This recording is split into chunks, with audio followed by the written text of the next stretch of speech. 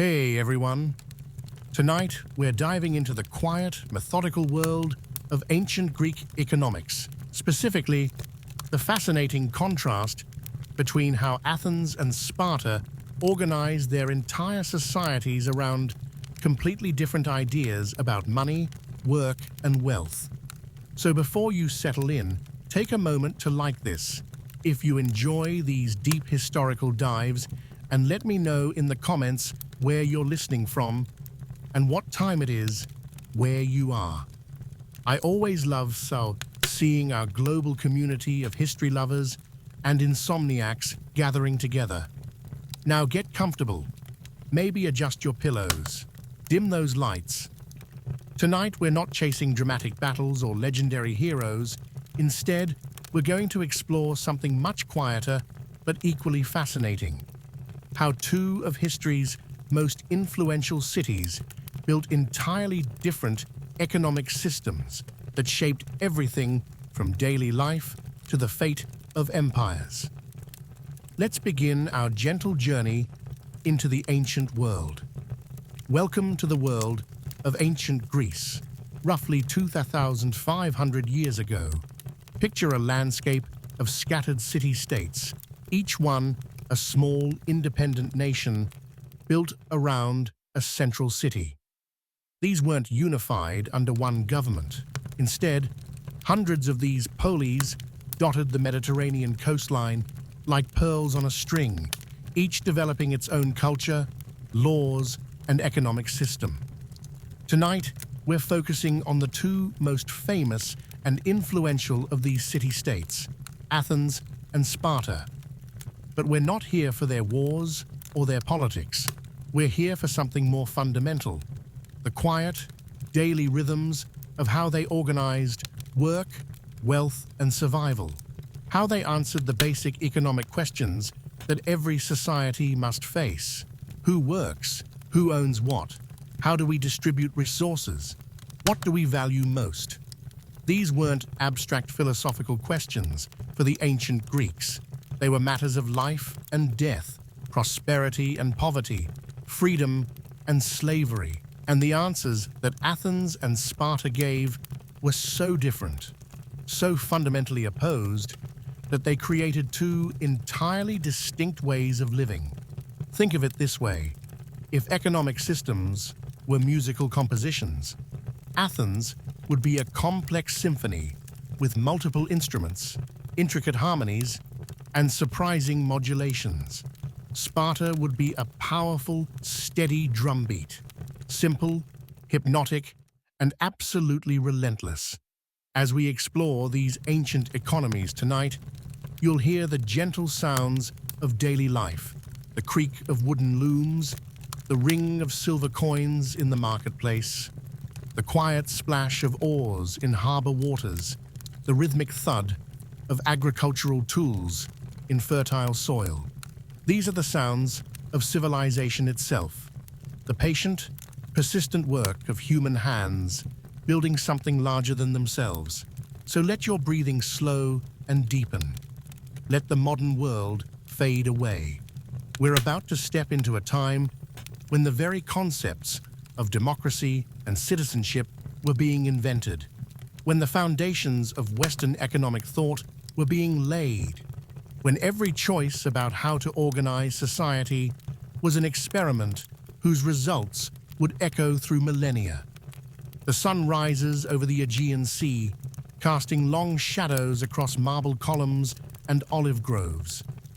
The ancient world awakens, and we're going to wake with it, slowly and peacefully, discovering how our ancestors solved the eternal human problems of scarcity, cooperation, and survival. Let's begin with the most fundamental element of any economy, the land itself, and how these two remarkable cities chose to use it. In the cool hours before dawn, when dew still glistens on olive leaves, and the Mediterranean world holds its breath before another day begins, we find ourselves standing in the hills of Attica, the territory surrounding Athens. The land here tells a story. It's not a gentle story, nor an easy one. The soil is thin in many places, rocky and stubborn. The hills roll in gentle waves, covered with silvery olive trees that have learned to thrive where wheat and barley struggle. This is not the rich black earth of river valleys. This is land that demands cleverness, adaptation, and patience. An Athenian farmer rises with the first light, as farmers have always done. He steps outside his modest stone house and surveys his small plot, perhaps 5 or 6 acres passed down from his father and grandfather before him. The olive trees are ancient, their gnarled trunks telling decades of Mediterranean sun and wind. Between them, grapevines climb wooden stakes, their leaves rustling softly in the morning breeze. This farmer understands something fundamental about his world. The land can feed him, but it cannot feed everyone. Attica's rocky soil and irregular rainfall mean that even in good years, the local grain harvest falls short of the city's needs. This simple agricultural fact will shape everything.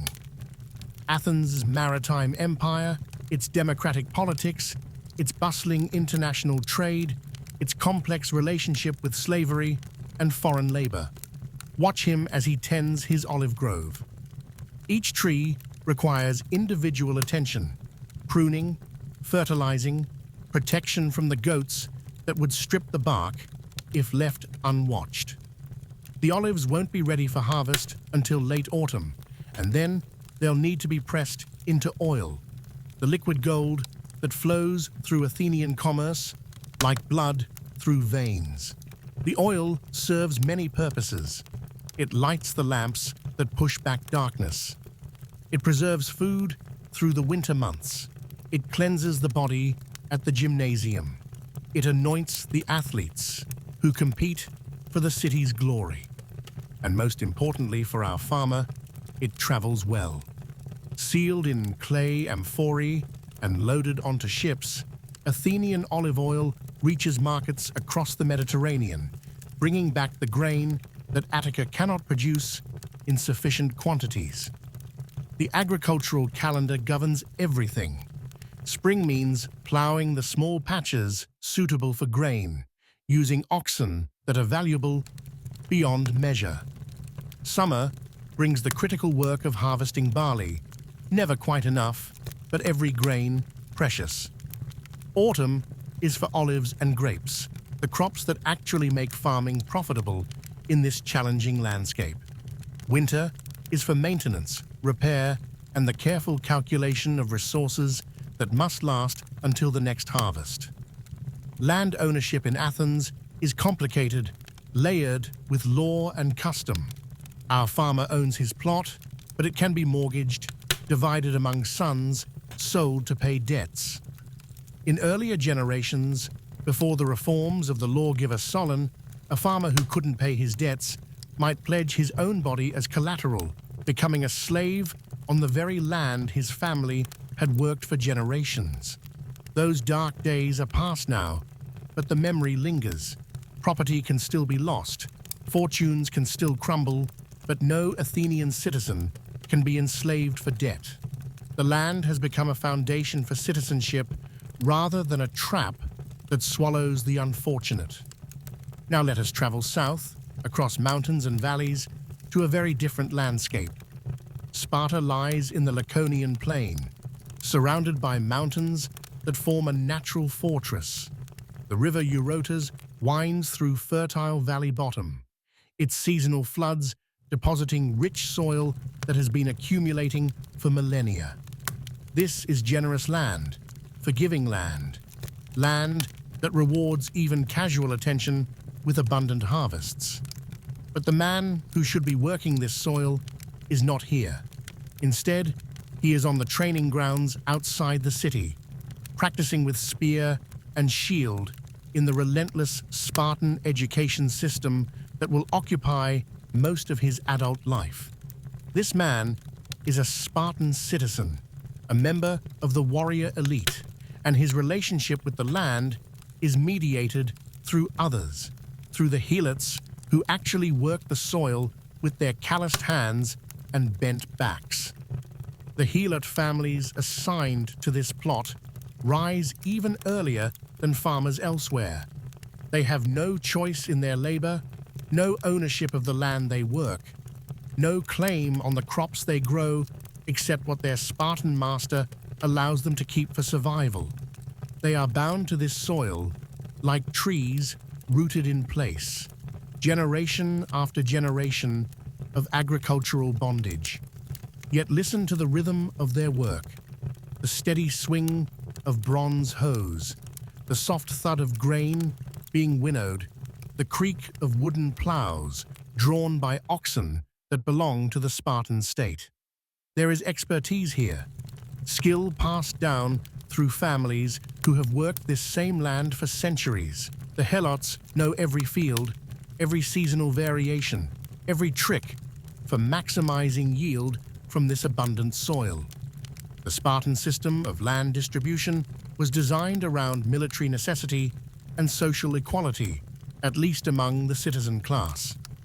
Each Spartan citizen received a kleros, a plot of land sufficient to support a family in modest comfort. These plots were theoretically equal in productive capacity, though not necessarily in size. A valley-bottom field might be smaller than a hillside plot, but both would yield roughly the same amount of grain, oil, and wine. The kleros came with its helot workforce, families bound to the land who could not be sold separately from it. A Spartan citizen could not sell his land allotment or free his helots without state permission. The system was designed to prevent the accumulation of vast estates and the impoverishment of citizens that had plagued other Greek cities. But like all systems designed by human beings, it evolved in ways its creators never intended. Wars killed Spartan men, leaving widows to inherit their plots. Daughters inherited when families lacked male heirs. Gradually, land began to concentrate in fewer hands, including the hands of women who could own property but could not serve in the military that justified the entire system. The agricultural work itself follows ancient patterns. Helots plant wheat and barley in the valley bottoms where irrigation is possible. They tend vineyards on the hillsides where the soil drains well and the sun exposure is optimal. They manage olive groves that produce oil for local consumption rather than export. They raise sheep and goats for meat, milk, and wool. But there's something different about agricultural work in Sparta. It lacks the entrepreneurial energy of Athenian farming. There's no pressure to innovate, no need to adapt to market demands, no opportunity to accumulate wealth through agricultural surplus. The helots work because they must. The Spartans consume what is produced because it is their right. The cycle continues year after year with the predictability of seasons themselves. The helots keep roughly half of what they produce, delivering the rest to their Spartan masters.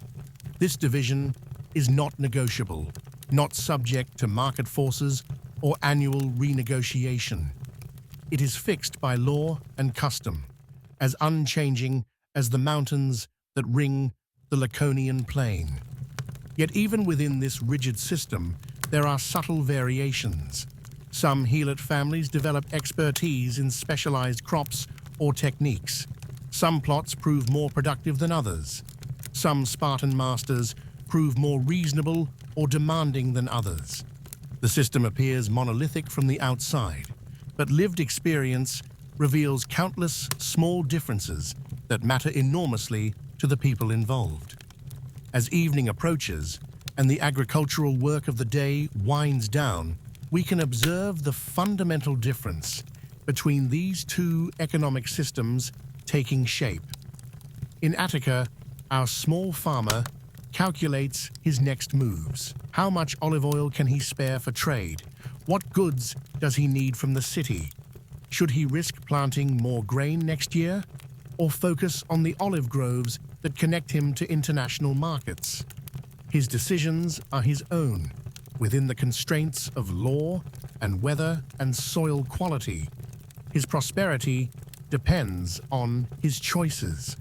In Laconia, the helots return to their village as shadows lengthen across the valley. Their work is finished for the day, but their labor has enriched others. The grain they harvested will feed Spartan warriors. The oil they pressed will fuel Spartan lamps.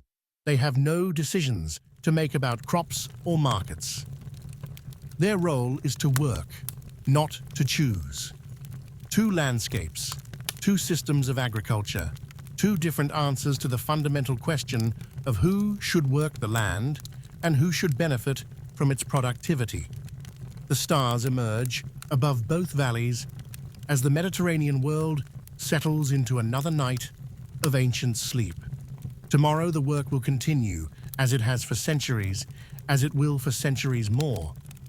But the fruits of that work will flow in very different directions, creating very different kinds of societies, very different definitions of citizenship and freedom and prosperity. In the distance, we can hear the gentle lowing of cattle being brought in for the night, the soft voices of families gathering for evening meals, the rustle of wind through grain, ready for harvest. These are the sounds of agricultural civilization, the foundation upon which everything else, art, philosophy, democracy, military power, ultimately rests. The soil sleeps, the seeds germinate in darkness, and the ancient economic systems that grew from this soil continue their patient work of organizing human cooperation, one harvest at a time.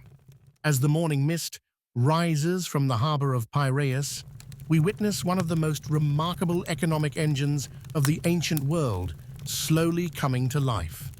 This is Athens' gateway to the Mediterranean, where the wealth of nations flows in and out with the tide. A merchant ship from the Black Sea rides low in the water, its hold heavy with grain that will feed Athenian citizens for weeks. Stevedores move carefully across the dock, their bare feet finding sure purchase on wet stone as they unload amphora after amphora of precious wheat. The captain counts out silver coins to pay the harbor tax, each coin catching the early light with a distinctive gleam. These are tetradrachms, the famous owls of Athens, and they represent something revolutionary in human history. Standardized, trusted currency that traders accept from Spain to the shores of the Black Sea. Each coin weighs exactly 17 grams of silver. Each bears the profile of Athena on one side and her sacred owl on the other. Each represents not just monetary value, but the economic power and trustworthiness of Athens itself. The silver for these coins comes from a place that seems almost mythical in its importance to Athenian prosperity, the mines of Laurion, carved deep into the hills south of the city. Here, in shafts that descend hundreds of feet into the earth, an army of slaves extracts the raw material of Athenian power. Descend with us into these tunnels, if you can bear the claustrophobic darkness. The passages are narrow, barely wide enough for a man to squeeze through. The air is thick with dust, and the smoke from oil lamps that provide the only illumination. Water seeps constantly from the rock, pooling in the deeper shafts where slaves work naked in the oppressive heat. The mining slaves work in shifts around the clock. They chip away at veins of silver-bearing ore, filling baskets that other slaves carry to the surface. It's dangerous, exhausting work. Cave-ins are common. Lung disease claims many who survive the immediate hazards. Yet the silver they extract becomes the foundation of Athenian prosperity, funding everything from the great public buildings of the Acropolis to the warships that protect Athenian trade routes. Above ground, the ore goes through a complex refining process. Slaves crush the rock in stone mortars, then wash it repeatedly to separate the precious metal from worthless stone. The washing requires enormous quantities of water, carefully collected in cisterns during the rainy season and rationed throughout the dry Mediterranean summer.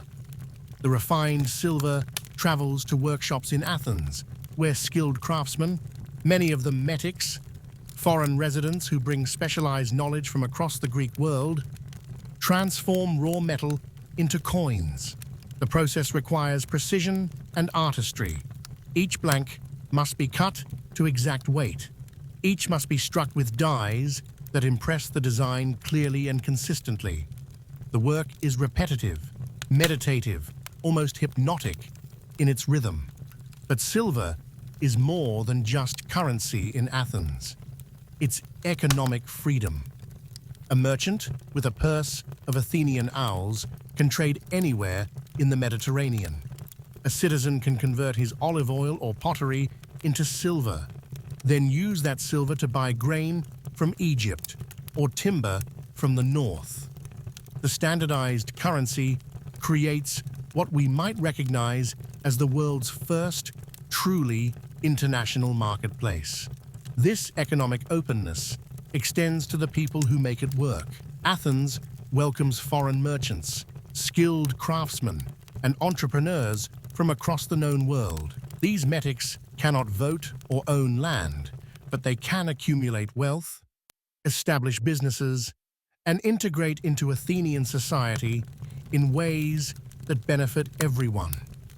Their skills and connections make Athens richer, more cosmopolitan, more economically dynamic. In the agora, the central marketplace, the sound of commerce never stops. Vendors hawk their wares in a dozen languages. Customers examine goods, negotiate prices, count out silver coins. Money changers sit at small tables, converting the currencies of different cities into Athenian standard. Bankers, often metics from Phoenicia or other commercial centers, arrange loans, transfers, and letters of credit that allow trade to flow across vast distances. This is an economy built on movement, on exchange, on the constant circulation of goods and people and ideas. It's dynamic, innovative, sometimes chaotic. Fortunes rise and fall. New products appear in the marketplace. Technologies spread rapidly as craftsmen share techniques and compete for customers. But now, let us travel inland to a city that made very different choices about money and economic organization. Sparta sits in its mountain-ringed valley like a clenched fist, deliberately isolated from the commercial currents that energize Athens. Here, you will hear no ring of silver coins, no babble of foreign merchants, no competitive energy of a marketplace economy. Instead, Sparta uses iron for money. Not coins, but heavy bars of iron called pellinor, deliberately made unwieldy and worthless outside Spartan territory. A sum that might fit comfortably in an Athenian's purse would require a cart to transport in Spartan currency.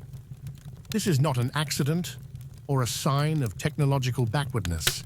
It's a deliberate policy choice designed to prevent the accumulation of portable wealth and to discourage trade with the outside world. The iron money reflects deeper Spartan values about equality, simplicity, and military focus. A Spartan citizen cannot become wealthy through trade because trade is effectively impossible. He cannot be tempted by foreign luxuries because foreign merchants find no profit in dealing with unwieldy iron bars. He cannot lose himself in the pursuit of material gain because the monetary system itself makes such pursuit futile. This economic isolationism is enforced by law and custom. Spartan citizens are forbidden from engaging in trade or craft production. They cannot own gold or silver. They cannot travel abroad without official permission. Their role is to be warriors and citizens, not merchants or entrepreneurs. The actual work of production falls to the Perioeci, free communities that live around Sparta's borders. In their workshops, skilled craftsmen forge the weapons and armor that equip Spartan armies. They produce the pottery, textiles, and other goods that Spartan households need. They handle what little trade occurs between Sparta and the outside world. The Perioeci are essential to Spartan military power, yet they remain outside the warrior culture that defines Spartan identity. They can accumulate modest wealth and pass their skills to their children, but they can never become Spartan citizens. They serve the military state while remaining separate from its core values and institutions. The contrast between Athenian and Spartan approaches to money reveals fundamental differences in how these societies understood human nature and social organization. Athens bet on human creativity, ambition, and the benefits of open competition. The silver currency system encouraged individual initiative while creating collective prosperity. The welcoming attitude toward foreign merchants and craftsmen brought new ideas and technologies that made the city stronger and richer. Sparta bet on human discipline, loyalty, and the power of unified purpose. The iron currency system prevented economic inequality among citizens while discouraging the kind of commercial activity that might undermine military focus. The restrictions on trade and travel kept Spartan society pure and undiluted by foreign influences. Both systems worked in their own terms. Athenian silver financed the greatest naval empire of the ancient world, funded magnificent public buildings that still inspire awe today, and supported a cultural flowering that gave us democracy, philosophy, and drama.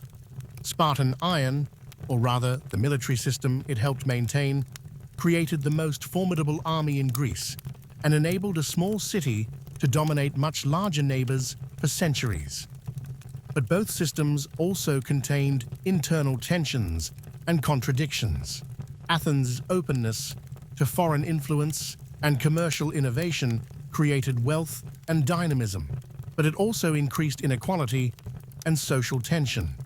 The prosperity built on silver mines depended ultimately on slave labor and imperial tribute that bred resentment among Athens' allies. Sparta's emphasis on equality and military discipline created remarkable social cohesion among citizens, but it depended on the systematic oppression of helots and the exclusion of Perioeci from full participation in society. The isolation that preserved Spartan values also limited Spartan power and influence in a rapidly changing world. As evening approaches, we can observe the daily rhythms of these two economic systems settling into quiet.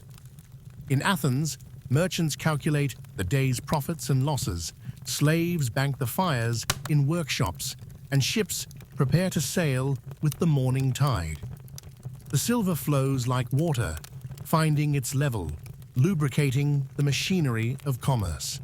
In Sparta, Perioeci craftsmen clean their tools and secure their workshops. Citizens gather for their evening meal in the communal dining halls that reinforce social bonds and military discipline. The iron money sits heavy and still in government treasuries, as unchanging as the mountains that guard the Laconian plain. Two cities, two currencies, two philosophies of how human societies should organize the production and distribution of wealth. The choices they made about something as seemingly simple as what to use for money reflected and shaped their deepest values about freedom and discipline, innovation and tradition, individual ambition and collective purpose. The Mediterranean night settles over both cities, but their economic systems continue their quiet work, processing the daily transactions that keep civilizations running. accumulating the resources that will fund tomorrow's activities, maintaining the delicate balance between individual needs and collective goals that every society must achieve to survive and prosper. In the distance, we can still hear the gentle sounds of economic life, the settling of wooden ships in harbors, the last customers leaving the marketplace, the quiet conversations of craftsmen ending their workday. These are the sounds of human cooperation on a scale that would have seemed impossible to our remote ancestors, the patient daily work of building something larger and more complex than any individual could create alone. The coins rest in their strongboxes. The iron lies heavy in its storage rooms, and the ancient economic systems they represent continue their eternal task of organizing human effort, one transaction at a time. Before the citizens of Athens and Sparta begin their days, before the official business of politics and military training commences, another world comes to life in the pre-dawn darkness. This is the world of those who work but do not rule, who labor but do not own, who create wealth but cannot fully claim it as their own. In Athens, a household slave named Manes rises while his master still sleeps. He moves quietly through the courtyard of a modest but comfortable home, kindling the fire that will warm the morning meal, drawing water from the well, checking the oil in the lamps that will soon illuminate the family's awakening. His movements are efficient, practiced, almost ritualistic in their precision. Manes was born in Thrace, captured as a child during one of the endless border conflicts that supply the Mediterranean's slave markets. He has no memory of freedom, no knowledge of any life other than service. Yet he is not the brutalized field hand of popular imagination. He can read and write, skills his master paid good money to have him taught. He manages the household accounts, supervises the marketing, and has developed a relationship with his owner that resembles something like trust, if not friendship. In the Kerameikos, the potter's quarter of Athens, another kind of slave begins his day. Euphilitos is what the Athenians call a koris oikun, a slave who lives apart from his master's household, running his own workshop and paying a fixed sum each month to his owner. He specializes in the fine red figure pottery that has made Athenian ceramics famous throughout the Mediterranean. His workshop employs 6 other slaves, 2 free laborers, and occasionally hires a metic painter whose artistic skills command premium prices. Euphilitos has accumulated enough money to live comfortably, to send occasional gifts to relatives still enslaved elsewhere, and to dream of eventually purchasing his freedom. His pottery bears his signature, a level of artistic recognition that most free men never achieve. The workshop hums with quiet conversation as the craftsmen begin their day's work. They discuss techniques, critique each other's pieces, gossip about customers and competitors. The rhythm of production is steady but not oppressive. These men take pride in their skill, even though they cannot fully own the fruits of their labor. Yet the reality of enslavement underlies everything. Euphilitos cannot leave Athens without permission.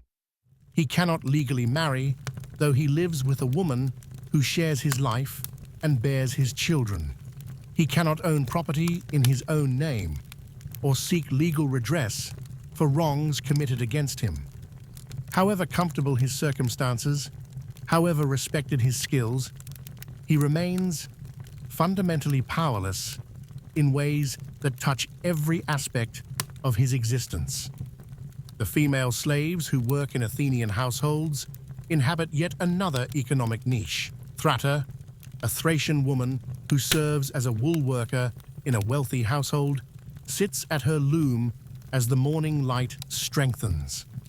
The rhythm of her weaving, the shuttle passing through the warp threads, the beater packing down each row, creates a meditative soundtrack to her thoughts. She produces textiles that are both functional and beautiful. The finest pieces will be worn by her mistress at religious festivals or given as gifts to visiting dignitaries. The everyday cloth will supply the household's needs for clothing, bedding, and household linens. Her work has genuine economic value, contributing significantly to the household's wealth and status. But Thratta's labor is invisible in the official economy. She cannot sell her products directly or accumulate wealth from her skill. Her children, if she has any, will inherit her enslaved status. Her expertise dies with her unless she can pass it informally to other slaves or to the free women of the household. The metics, foreign residents, occupy a different but equally complex position in Athenian society. They are free but not citizens, welcomed but not fully included, essential but ultimately expendable. Paesion arrived in Athens as a slave from Syria, working in a banking house until his skills and trustworthiness earned him first freedom, then partnership, then ownership of the business. Now, he is one of the wealthiest men in Athens, handling financial transactions that span the Mediterranean, lending money to citizens for everything from commercial ventures to public liturgies. His banking house occupies a prime location near the Agora. Clients include some of the most prominent families in Athens. He has been granted special privileges that allow him to own land and conduct business almost like a citizen. Yet he can never vote in the assembly, hold public office, or marry into a citizen family. His sons, born in Athens and speaking perfect Attic Greek, remain metics unless the city grants them citizenship by special decree, an honor reserved for exceptional service. Paesion's success illustrates both the opportunities and limitations that Athens offers to foreigners. The city benefits enormously from his financial expertise, his international connections, and his willingness to invest in Athenian enterprises. But it maintains clear boundaries that preserve the exclusivity of citizenship while extracting maximum value from foreign talent. Other metics work in more modest circumstances. Skilled craftsmen from Corinth produce metalwork. Phoenician merchants import exotic goods. Egyptian doctors practice medicine. They pay special taxes, serve in the military when needed, and contribute their skills to Athenian prosperity. But they remain perpetual outsiders, their children inheriting their liminal status generation after generation. Now let us journey south to Sparta, where the architecture of labor follows very different principles. The helots who work Spartan land begin their day before sunrise, as farmers always have, but their relationship to the soil they till and the crops they harvest is fundamentally different from that of free farmers elsewhere. They are bound to the land like fixtures, inherited along with the estates they work, unable to leave or change their circumstances. Damocles is a helot farmer whose family has worked the same plot for 4 generations. He knows every stone, every seasonal variation, every trick for maximizing yield from this particular soil. His expertise rivals that of any free farmer in Greece. Yet he has no security of tenure, no legal rights, no protection against the whims of his Spartan master. The helots vastly outnumber their masters, perhaps 7 to 1 across all of Spartan territory. This demographic reality shapes everything about the helot experience. They maintain their own villages, speak their own dialect, preserve their own customs and religious practices.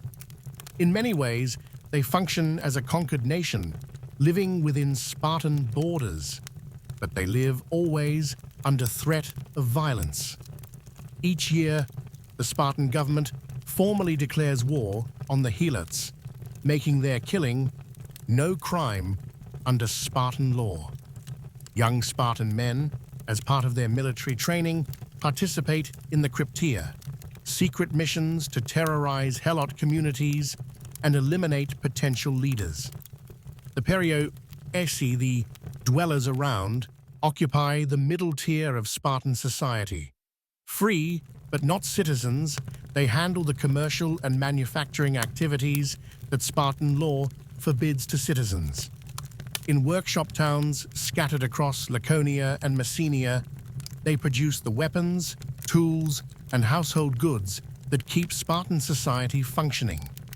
Alcibiades is a Perioeci blacksmith whose family has forged weapons for Spartan armies for generations.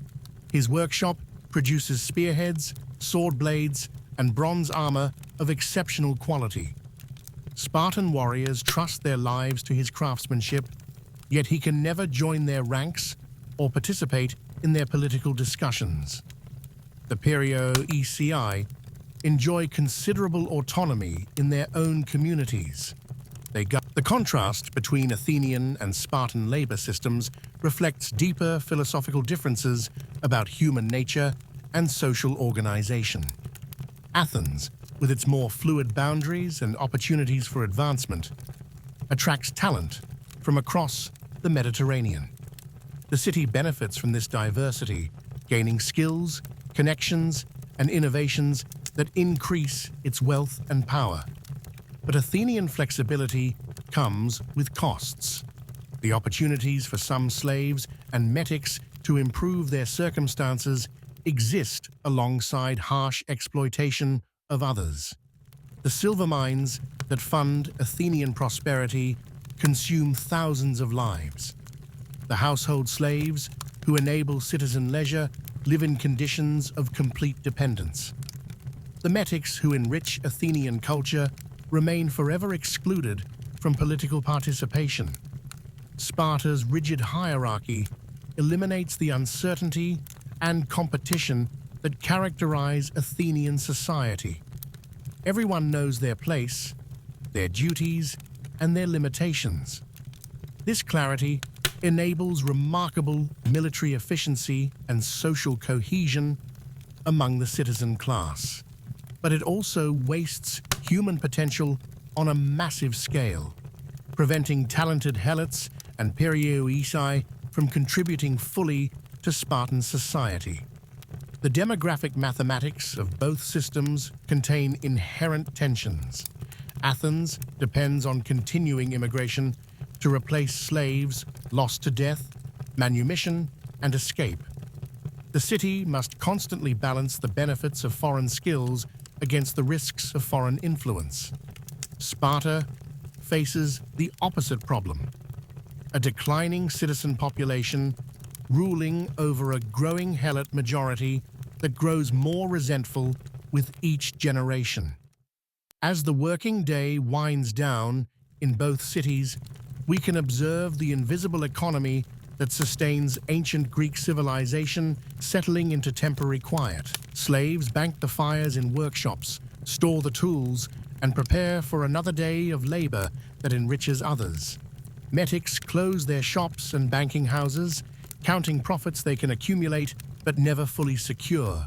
Helots return from the fields with empty hands, their day's labor absorbed into the Spartan war machine. Perioeci craftsmen clean their workshops, their skills essential yet unrewarded by full membership in the society they serve. The architecture of labor in ancient Greece was built on exclusion as much as inclusion, on the systematic exploitation of some to enable the freedom and prosperity of others. Neither Athens nor Sparta fully resolved the tension between ideals of freedom and equality and the practical realities of organizing complex societies. Yet within these constraints, human creativity and resilience found expression. Slaves developed skills that earned them respect and sometimes freedom. Metics built businesses that enriched themselves and their adopted cities. Helots preserved their culture despite generations of oppression. Perioeci maintained their dignity and contributed their expertise despite permanent exclusion from full citizenship. The invisible hands that shaped these ancient economies belonged to real people with names, families, hopes, and dreams. Their labor built the temples that still inspire us, forged the weapons that decided the fate of empires, and created the wealth that funded the philosophical and artistic achievements we celebrate as the foundation of Western civilization. As darkness settles over the ancient world, the distinction between free and slave, citizen and foreigner, insider and outsider seems to blur in the universal human need for rest. But tomorrow, the hierarchies will reassert themselves, the boundaries will be redrawn, and the invisible hands will return to their patient work of building civilizations that both include and exclude them. The night air carries the sounds of human settlement, distant conversations, the cry of infants, the soft sounds of domestic animals. These are the sounds of communities sustained by the labor of many for the benefit of some. The eternal human challenge of organizing cooperation while managing inequality, the quiet work of civilization itself. Before dawn breaks over the Mediterranean world, while the cities still sleep in darkness, the first stirrings of economic life often begin with women's hands moving in practiced rhythms that have remained unchanged for centuries. In an Athenian house, Xenophon's wife Philomache rises in the quiet hour before sunrise. She moves through the women's quarters with the silent efficiency of someone who has managed a household for 20 years. Her bare feet know every stone of the courtyard, every creaking board in the corridors. She checks the oil lamps, counts the remaining grain in the storage jars, and mentally calculates what the day will require. Philomache's domain is the interior of the house, but this private space pulses with economic activity that rarely appears in public records. She sits at her loom as the first grey light filters through the windows, her hands automatically finding the rhythm that will transform raw wool into valuable cloth. The wooden frame towers above her, its vertical threads taut with possibility. This is not merely domestic activity. This is production, as real and valuable as any craft performed in the workshops of the Agora. The cloth she weaves will clothe her family, but much of it will be sold or traded. Fine textiles are luxury goods, prized throughout the Mediterranean.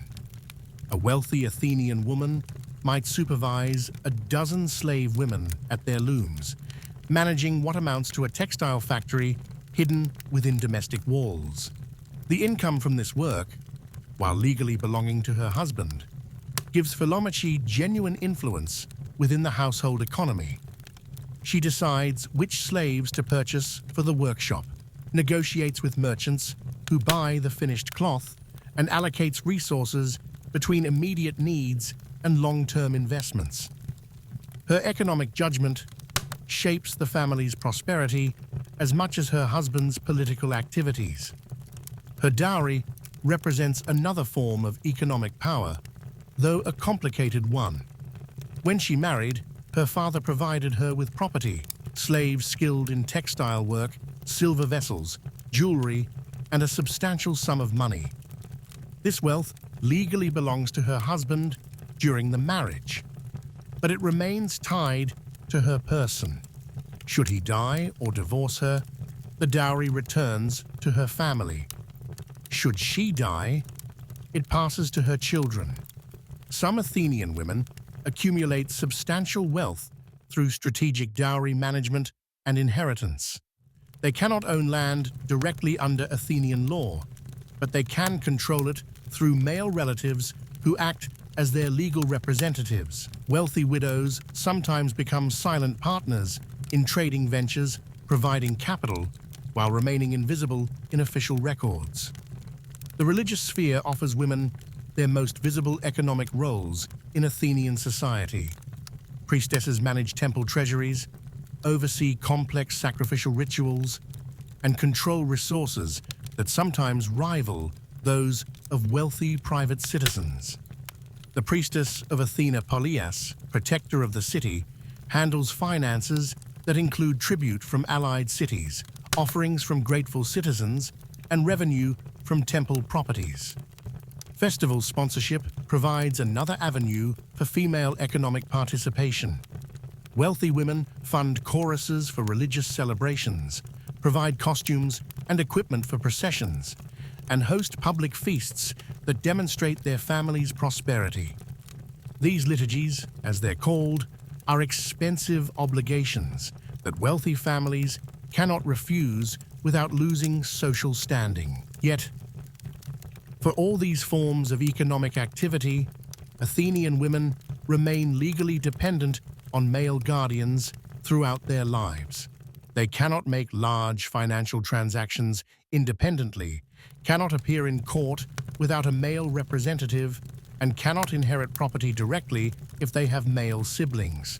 The law treats them as perpetual minors, regardless of their age, wealth, or demonstrated competence. The contradiction cuts deep.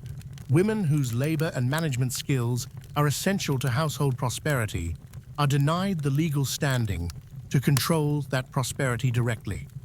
They influence the economy through indirect means, using relationships, religious roles, and domestic authority to participate in commercial life while remaining formally outside it. Female slaves in Athens face additional layers of complexity. Those skilled in textile work, music, or household management can accumulate small amounts of money and sometimes purchase their freedom. Courtesans, operating at the margins of respectable society, occasionally achieve considerable wealth and influence. But most female slaves remain invisible, their labor contributing to their master's prosperity while leaving no trace in historical records. The wives and daughters of metics occupy a different position entirely. Not bound by the same restrictions that apply to citizen women, they can engage more directly in commerce. They help run family workshops, deal with customers, and sometimes travel to other cities on business. Their foreign birth, which excludes them from citizenship, paradoxically grants them more economic freedom than their citizen counterparts. Now let us journey south to Sparta, where the economic role of women follows a dramatically different pattern. Spartan women enjoy freedoms that would scandalize their Athenian sisters. They can own property directly, inherit land from their fathers, and manage their estates with considerable independence. By some estimates, women eventually control as much as 2/5 of all land in Sparta, a concentration of wealth that contributes to the city's economic problems in later centuries. This freedom stems partly from Sparta's military culture. With men constantly training for war or campaigning abroad, women necessarily assume responsibility for domestic affairs. But it also reflects deliberate policy choices. Spartan lawmakers believed that strong, healthy women would produce better warriors, and economic independence was seen as contributing to female strength and capability. Lampito, a wealthy Spartan woman, owns 3 separate estates, worked by helot families. She inherited 2 from her father and acquired the 3rd when her brother died without male heirs. Unlike Athenian women, she needs no male guardian to validate her business decisions. She can arrange marriages for her children, make loans to other families, and engage in property transactions with the same legal standing as male citizens. Spartan women exercise regularly, compete in athletic contests, and move freely through the city. They are educated to manage complex economic affairs and expected to take charge when their husbands die in battle, a common occurrence in militaristic Sparta. When a Spartan woman inherits property, she doesn't merely receive it, she actively manages it, making decisions about land use, helot supervision, and resource allocation. The inheritance system reinforces female economic power. Daughters inherit equally with sons under Spartan law, and women retain control of their property even after marriage. A wealthy Spartan woman might own estates scattered across Laconia and Messenia, each worked by helot families under her direct authority. She can consolidate holdings through strategic marriages, acquire additional property through purchase or inheritance, and build economic empires that rival those of male citizens. This economic autonomy carries political implications. Wealthy women influence public affairs through their control of resources, even though they cannot vote in the assembly or hold office directly. They fund military expeditions by contributing equipment and supplies.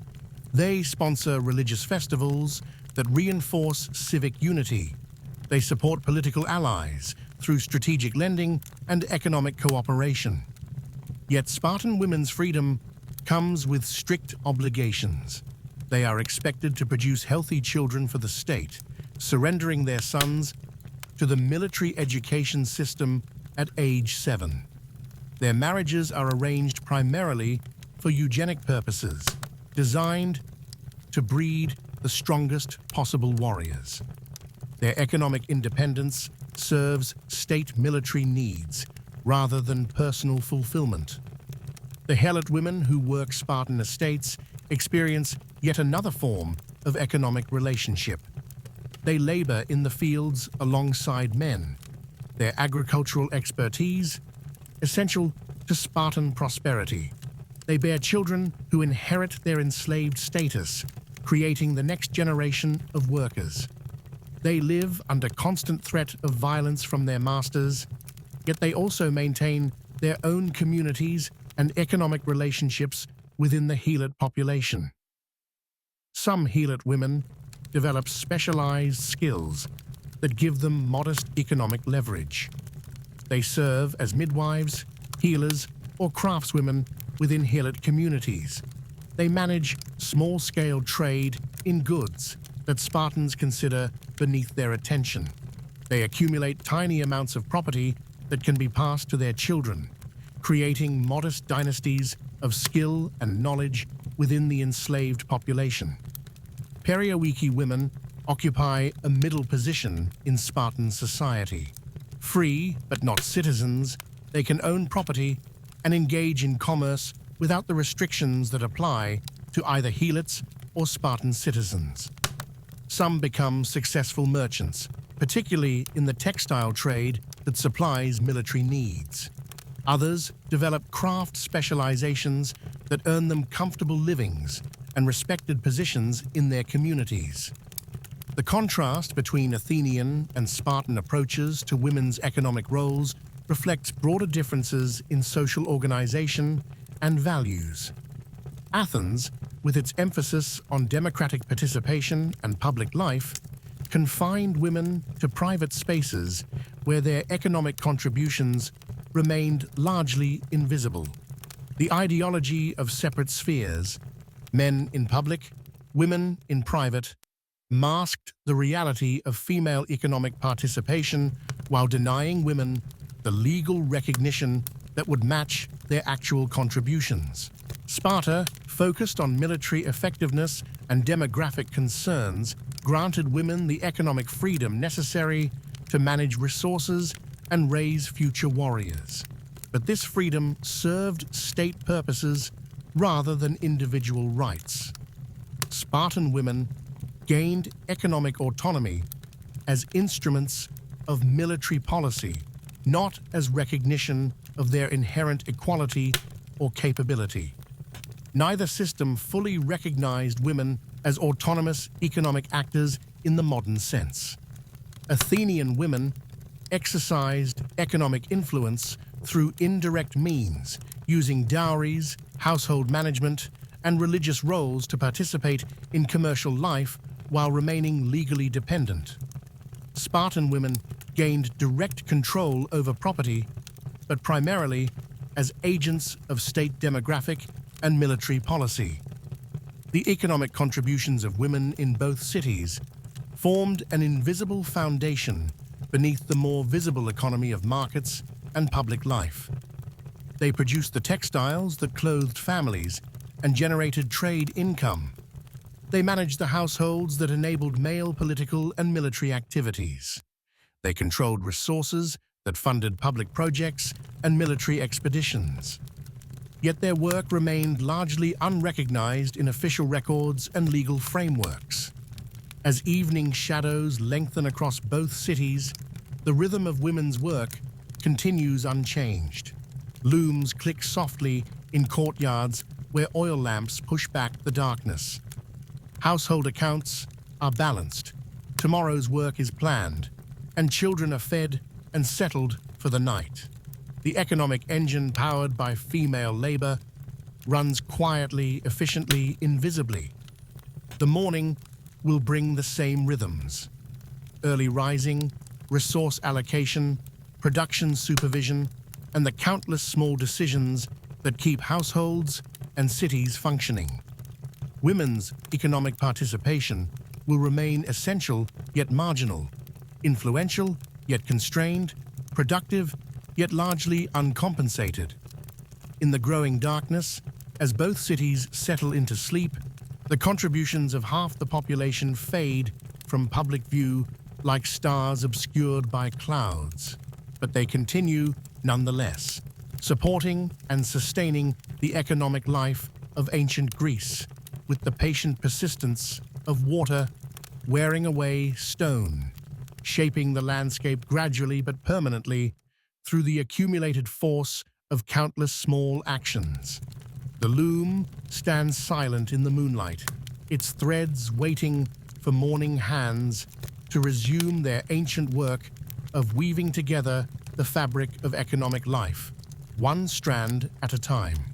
As the first light of dawn illuminates the marble columns of the Parthenon, another kind of economic activity begins in Athens, the complex work of funding a democracy, of balancing public needs against private resources, of managing the delicate relationship between individual wealth and collective responsibility. In the modest office attached to the Metroon, the building that houses Athens' public archives, a clerk named Apollodorus begins his daily work with the patient care of a man who understands that empires rise and fall on the accuracy of accounting. Before him lie wax tablets covered with columns of figures, tribute payments from allied cities, taxes collected from resident foreigners, revenues from the silver mines of Laurion, and the countless smaller sums that flow into the public treasury from court fees, market taxes, and harbor duties. But the most fascinating entries in his records concern a uniquely Athenian institution, the liturgy system, by which wealthy citizens voluntarily fund major public expenses. Today, Apollodorus notes that Nicias, son of Nixoratus, has agreed to sponsor a tragic chorus for the upcoming Dionysiac festival. The cost will run to several talents of silver, enough to purchase a substantial farm or outfit a merchant vessel for overseas trade. The liturgy system represents something remarkable in human economic history, a form of taxation that depends not on coercion, but on honor, competition, and civic pride. Wealthy Athenians vie with each other to fund the most spectacular festivals, the fastest warships, the most elaborate public buildings. What begins as obligation transforms into opportunity, the chance to demonstrate wealth, taste, and devotion to the city that has made prosperity possible. Consider the Chiragia, the liturgy that funds dramatic performances at religious festivals. The wealthy citizen chosen as chirigos must pay for everything: hiring and training the chorus, commissioning costumes and masks, renting rehearsal space, and providing the elaborate staging that makes Athenian theatre famous throughout the Greek world. A successful production brings lasting fame to its sponsor. Failure brings public humiliation that can destroy a political career. Callias, one of Athens' wealthiest men, has served as Choragos 12 times in the past 15 years. His productions are legendary for their lavishness, featuring choruses of unprecedented size, costumes worked with real gold thread, and mechanical devices that create spectacular stage effects. The total cost of his theatrical sponsorship exceeds the annual income of many small cities. Yet he considers it money well spent, for his name is forever linked with Athens' cultural achievements. The triarchy represents an even more expensive form of liturgy. Wealthy citizens must equip and maintain warships for the Athenian navy, providing not just the vessel itself, but also paying the crew, supplying equipment, and ensuring the ship remains seaworthy throughout its term of service. A single trireme costs as much as a large country estate, and the ongoing expenses can bankrupt even wealthy families. Yet Athenians compete eagerly for the honor of serving as triarchs. Naval command offers opportunities for glory, profit from prize money, and the kind of military reputation that translates directly into political influence. The system creates a direct connection between private wealth and public power, ensuring that those who benefit most from Athenian prosperity contribute most to Athenian defense. The Icephore represents the most direct form of extraordinary taxation, levied only during emergencies when regular revenues prove insufficient. Unlike the liturgies, which fall on individuals, the Icephore is assessed on all citizens whose property exceeds a certain threshold. The wealthy organize themselves into groups called Simorii, sharing responsibility for collecting and paying their assigned portion of the tax. This system of voluntary cooperation among the wealthy creates complex networks of mutual obligation and shared interest. Members of a Simoria must know each other's financial circumstances intimately, for they are jointly responsible if any member defaults. They develop relationships that blend business partnership with social friendship, economic cooperation with political alliance.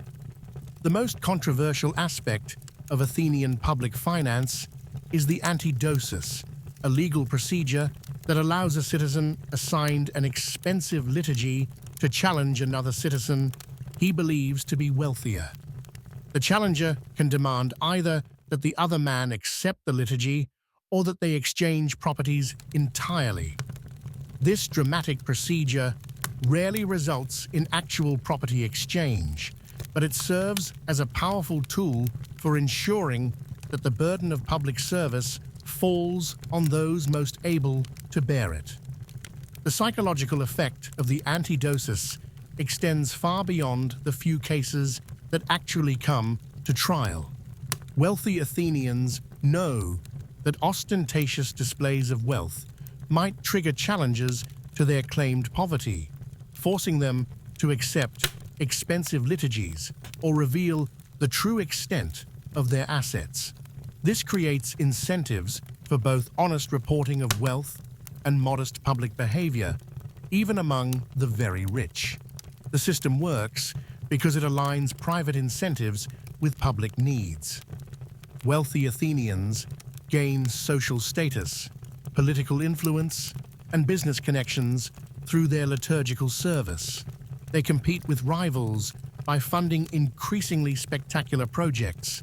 They build lasting monuments to their own generosity while providing essential public services.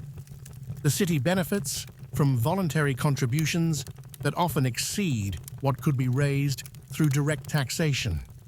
But the liturgy system also reveals the tensions inherent in democratic society. The wealthy provide essential services, but they do so on their own terms and for their own reasons. They can influence public policy through their financial contributions, creating a form of plutocratic influence within the democratic system. Poor citizens depend on rich benefactors for everything, from military defense to cultural entertainment, creating relationships of dependence that complicate the ideal of civic equality. Now let us journey south to Sparta, where the relationship between wealth and citizenship follows a radically different pattern. Sparta has no public buildings that rival the Parthenon, no theatrical festivals that require private sponsorship, no navy that depends on wealthy benefactors. Instead, the Spartan system of public finance rests on a foundation of collective ownership and shared obligation that eliminates many of the problems that plague other Greek cities. Every Spartan citizen participates in the syssitia, the communal dining system that forms the heart of Spartan social organization. Each man must contribute a fixed monthly assessment of barley, wine, cheese, and meat to his dining group. Those who cannot meet this obligation forfeit their citizenship and all the privileges that accompany it. The system ensures that citizenship remains linked to economic capability while preventing the kind of extreme inequality that destabilizes other societies. Brasidas, a Spartan citizen in his prime, provides his monthly contribution from the produce of his kleros, the land allotment assigned to his family. The helots who work his land deliver their tribute directly to his dining group, where it joins the contributions of 14 other citizens. The shared meals create bonds of mutual dependence and collective identity that transcend individual economic differences. The syssitia system serves multiple functions simultaneously. It provides military cohesion by creating small unit solidarity among men who eat together daily. It enforces social equality by requiring identical contributions from all members regardless of their actual wealth. It redistributes resources from more productive to less productive land allotments, ensuring that all citizens can meet their obligations. And it creates a social safety net that prevents the kind of destitution that could force citizens into dependence on wealthy patrons. Unlike Athens, where wealthy citizens gain influence through generous liturgies, Sparta actively discourages displays of individual wealth or generosity. Citizens who exceed the required contributions to their syssitia face social disapproval rather than admiration. The ideal Spartan citizen meets his obligations exactly, neither falling short through poverty nor exceeding them through ostentation. This enforced modesty extends to all aspects of Spartan economic life. Houses must be built using only simple tools, preventing elaborate architectural displays. Clothing must conform to traditional patterns that obscure individual wealth. Even wedding celebrations and funeral rites are regulated to prevent competitive displays that might undermine social equality. The Spartan state owns vast properties worked by helot communities, providing revenue that supplements citizen contributions. These public lands support the military training system, fund religious festivals, and maintain the infrastructure of roads, bridges, and public buildings. The income from state property reduces the burden on individual citizens while ensuring that essential public services continue regardless of private economic circumstances. Military equipment represents another area where Spartan public finance differs dramatically from the Athenian model. While Athenian citizens must provide their own armor and weapons, reflecting their wealth and status through the quality of their equipment, Spartan warriors use standardized gear provided by the state. This eliminates the financial barrier to military service while ensuring uniform effectiveness in battle. The Perio-ECI communities contribute to Spartan public finance through tribute payments and specialized services. They manufacture the weapons and armor used by Spartan forces, maintain the roads and bridges that connect Spartan territory, and provide the commercial services that Spartan law forbids to citizens. Their economic contributions enable Spartan military effectiveness while keeping citizens focused on their warrior training. The helot population represents the foundation of Spartan public finance, providing the agricultural surplus that supports the entire system. Unlike slaves in other Greek cities, who are owned individually and can be bought and sold, helots belong collectively to the Spartan state. Their labor provides not just private wealth to individual citizens, but public revenue that funds military training, religious ceremonies, and state infrastructure. This collective ownership of the primary labor force creates remarkable economic stability. Spartan citizens cannot lose their land through debt or speculation because they cannot sell it. They cannot fall into poverty through commercial failure because they are forbidden from engaging in commerce. They cannot accumulate vast private fortunes because the system provides strong incentives toward equality and modest living. But Spartan economic stability comes at enormous cost in terms of efficiency and innovation. The prohibition on commerce prevents Spartans from developing the kind of commercial networks that enrich Athens. The emphasis on equality discourages the kind of individual initiative that drives economic growth. The dependence on helot labor creates a demographic time bomb as the enslaved population grows larger and more resentful, while the citizen population declines through warfare and low birth rates. The contrast between Athenian and Spartan public finance reflects fundamentally different approaches to the relationship between individual wealth and collective welfare. Athens harnesses private ambition for public benefit, creating a dynamic system that generates enormous resources for public purposes while allowing successful individuals to achieve lasting fame and influence. The liturgy system transforms the potential conflict between rich and poor into a productive competition that benefits the entire community.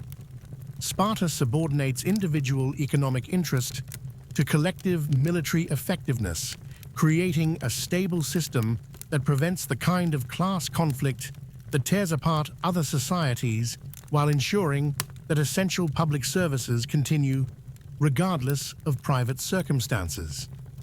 The Syssitia system transforms potential economic inequality into shared obligation and mutual dependence. Both systems work within their own terms, but both also contain internal contradictions. Athenian voluntary generosity depends ultimately on the continued prosperity that makes liturgies affordable, and economic downturns can quickly undermine the system's effectiveness.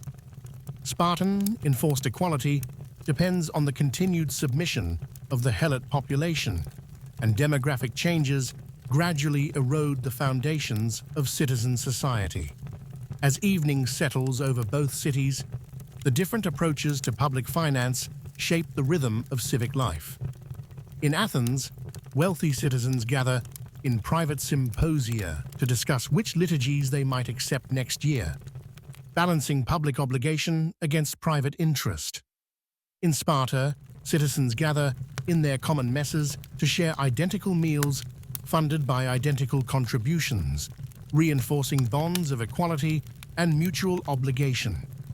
The torches that light these evening gatherings burn oil purchased with public funds raised through very different methods, reflecting very different ideas about citizenship, wealth, and the proper relationship between individual prosperity and collective welfare. Tomorrow, both systems will continue their patient work of converting private resources into public services, funding the activities that make civilized life possible, managing the eternal tension between personal ambition and social responsibility. In the distance, we can hear the sounds of public works continuing even after dark. Guards walking their posts, maintenance workers repairing infrastructure, clerks updating public records. These are the sounds of government functioning, of public services being delivered, of the complex machinery that converts tax revenue and voluntary contributions into the shared benefits of civilized society.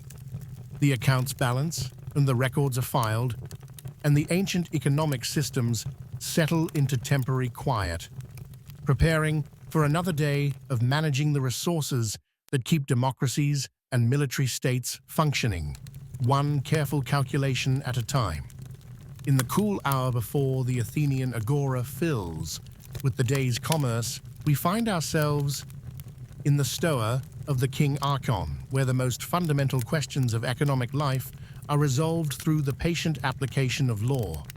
Here, disputes over contracts, debts, and property rights are settled by citizens who understand that commerce depends not just on goods and money, but on the invisible foundation of trust that makes complex transactions possible. Lysias, a Metic speechwriter whose family once owned a prosperous shield factory, sits at a wooden table covered with wax tablets, carefully crafting the legal argument that will determine whether his client recovers a substantial loan or loses both principal and interest. The case involves a grain merchant who borrowed money to finance a trading expedition to the Black Sea, using his ship as collateral. When storms delayed his return past the agreed date, his creditor seized the vessel. Now, they must argue before a jury of citizens whether the contract's terms were reasonable and whether the delay constitutes breach of agreement. The complexity of such cases reflects the sophistication of Athenian commercial law. Contracts specify not just the basic terms of loans and sales, but detailed provisions for various contingencies. What happens if ships are delayed by weather? If goods prove defective? If political upheavals close particular markets? These contracts represent centuries of accumulated experience with the risks and uncertainties of Mediterranean trade. Maritime law forms a particularly elaborate branch of Athenian jurisprudence. Merchants regularly borrow money to finance trading expeditions, pledging their ships, cargoes, or expected profits as security. The interest rates on such loans reflect the enormous risks involved, sometimes reaching 30 or 40% for dangerous routes or uncertain times. But the potential profits justify these costs when a successful voyage can return several times the original investment. The bottomry loan represents one of the most ingenious financial instruments developed by Athenian merchants. In this arrangement, a shipowner borrows money using his vessel as collateral, but the loan becomes void if the ship is lost at sea.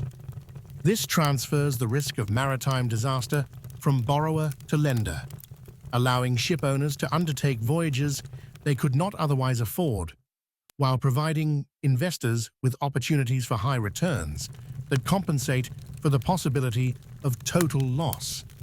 Demosthenes, the great orator, built much of his early reputation defending clients in commercial disputes. His speeches reveal the intricate web of relationships that sustain Athenian trade. Partnerships between citizens and metics, loans secured by real estate, insurance arrangements that spread risk across multiple investors, and credit networks that span the Mediterranean. These economic relationships depend absolutely on legal enforcement, for without reliable courts, the trust necessary for complex commerce would quickly disappear. The Athenian legal system accommodates the needs of international trade by accepting foreign witnesses, recognizing contracts written according to foreign law, and providing expedited procedures for commercial disputes that might otherwise tie up valuable cargo for months. Monthly commercial courts handle routine cases involving weights and measures, quality disputes, and payment delays. Special maritime courts deal with the more complex issues that arise from overseas trade. But the most remarkable feature of Athenian commercial law is its accessibility to non-citizens. Metics can bring lawsuits, defend their interests in court, and enforce contracts on equal terms with citizens. This legal equality in commercial matters attracts foreign traders and investors who might otherwise avoid Athens in favor of cities where they enjoy better legal protection. Property law in Athens reflects the democratic principle that citizens should be able to buy, sell, and mortgage land freely. Unlike the aristocratic societies where land ownership remains concentrated in ancient families, Athens allows property to circulate according to market forces. Citizens can accumulate real estate through successful business ventures, lose it through poor investments or bad luck, and use it as collateral for loans that finance further economic activity. The mortgage system enables Athenians to unlock the value of their land without selling it outright.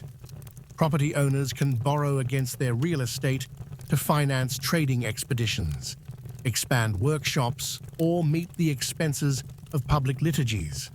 Stone markers called horoi mark mortgaged properties, providing public notice of encumbrances and protecting both borrowers and lenders from disputes over property rights. Inheritance law creates additional complexities, particularly regarding women's property rights. Although women cannot own land directly, they can inherit it through male guardians and exercise considerable control over its use. Wealthy widows often become major economic players, managing estates, arranging marriages for their children, and making investment decisions that affect entire commercial networks. The legal framework for slavery in Athens reflects the economic importance of bound labor while providing some protections against the worst abuses. Masters cannot kill slaves arbitrarily, must provide basic necessities, and face legal penalties for certain forms of mistreatment. Slaves can accumulate property, though it technically belongs to their masters, and can sometimes purchase their freedom or be manumitted as rewards for loyal service. But slaves cannot appear in court on their own behalf, cannot make contracts in their own names, and cannot seek legal redress for wrongs committed against them except through their masters.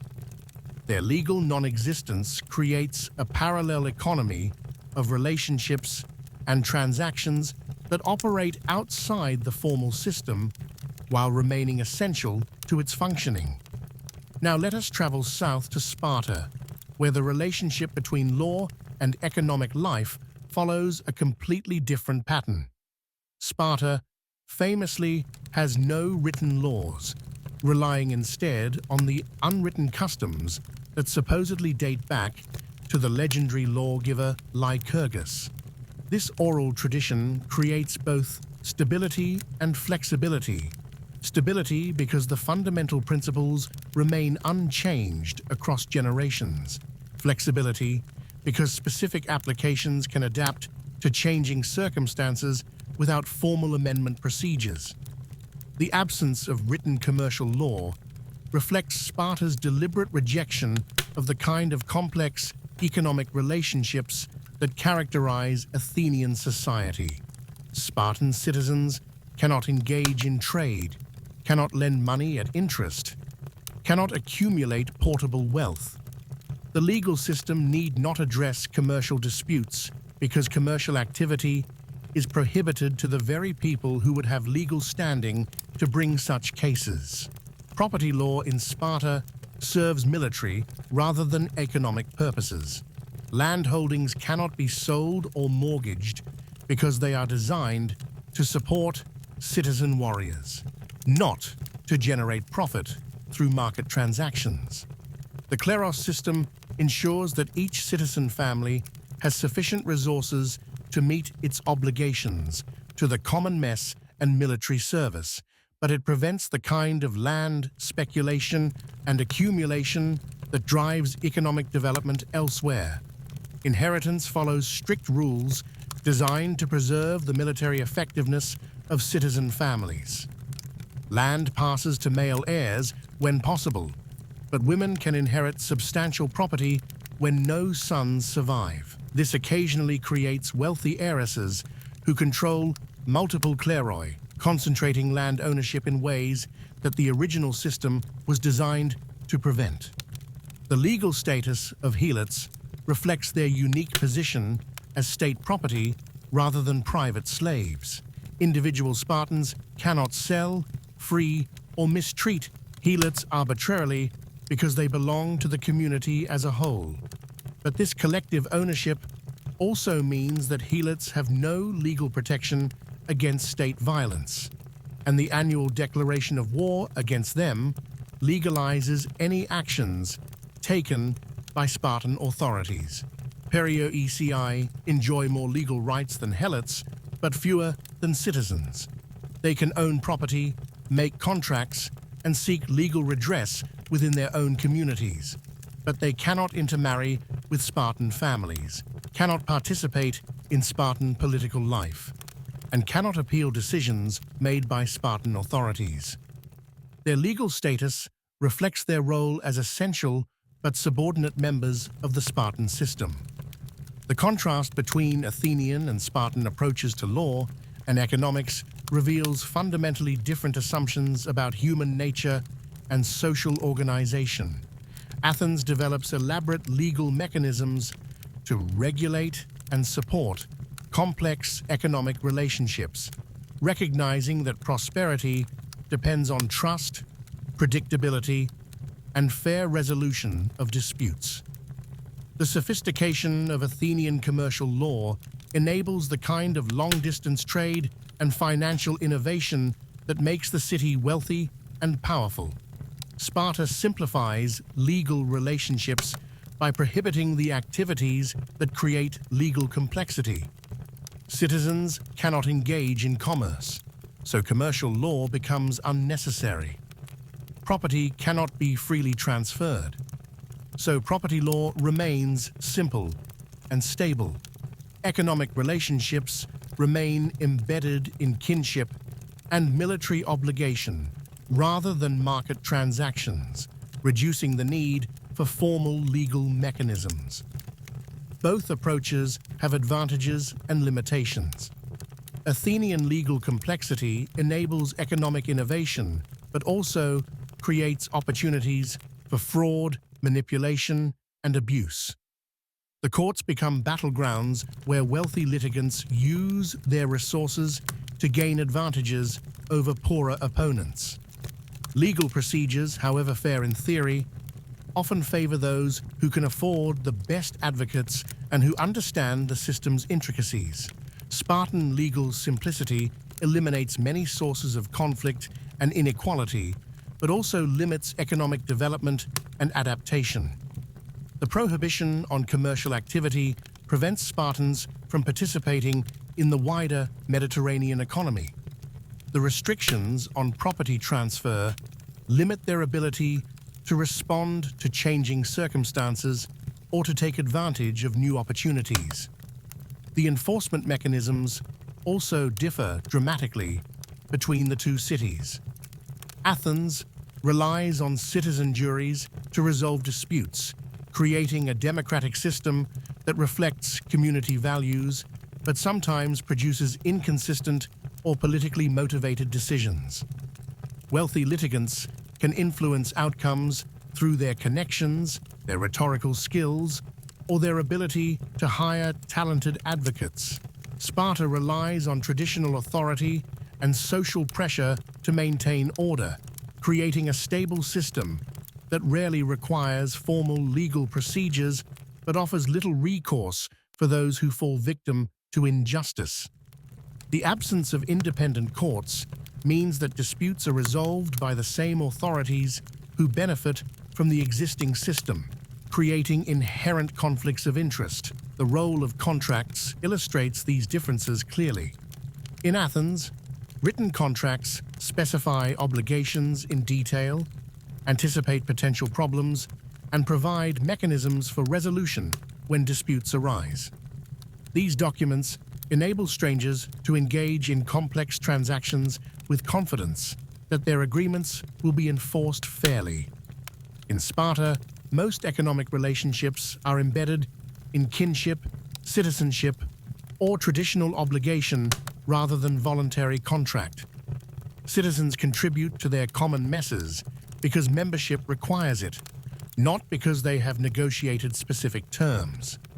Helots work the land because they are bound to it by birth, not because they have agreed to particular conditions of service. This difference extends to the broader question of economic freedom and choice. Athenian law protects the right of citizens to make their own economic decisions, even poor ones, while providing mechanisms to enforce the consequences of those choices. Citizens can mortgage their property, invest in risky ventures, or enter into contracts that prove disadvantageous, but they must accept responsibility for the outcomes. Spartan law limits economic choice in order to protect citizens from the consequences of poor decisions, while ensuring that everyone meets their military obligations. Citizens cannot gamble away their land allotments, cannot fall into debt slavery, cannot become so wealthy that they lose touch with their military duties. The system trades individual freedom for collective security and social stability. As evening settles over both cities, the different approaches to law and economics shape the rhythm of daily life in subtle but profound ways. In Athens, merchants gather in taverns to discuss contract terms for tomorrow's transactions, calculating risks and potential profits while planning strategies for legal disputes that might arise. In Sparta, citizens gather in their common messes to share meals funded by traditional obligations that require no negotiation or documentation.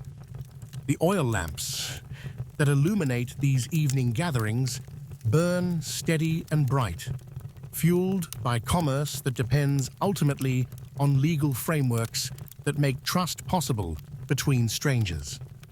The contracts rest in strongboxes, the traditional obligations continue unchanged, and the ancient legal systems settle into temporary quiet, preparing for another day of resolving the disputes and enforcing the agreements that make civilized economic life possible.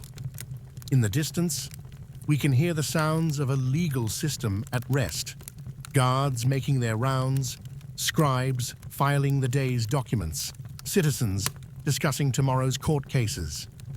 These are the sounds of justice being administered, of rules being enforced, of the patient daily work that transforms abstract principles into concrete protection for those who depend on law to secure their economic relationships. The scales balance, the contracts are sealed, and the ancient legal systems continue their eternal task of building the foundation of trust upon which all complex economic activity ultimately rests. As dawn breaks over the harbor of Piraeus, a special kind of ship prepares to depart on a mission that will determine the economic fate of the Athenian Empire.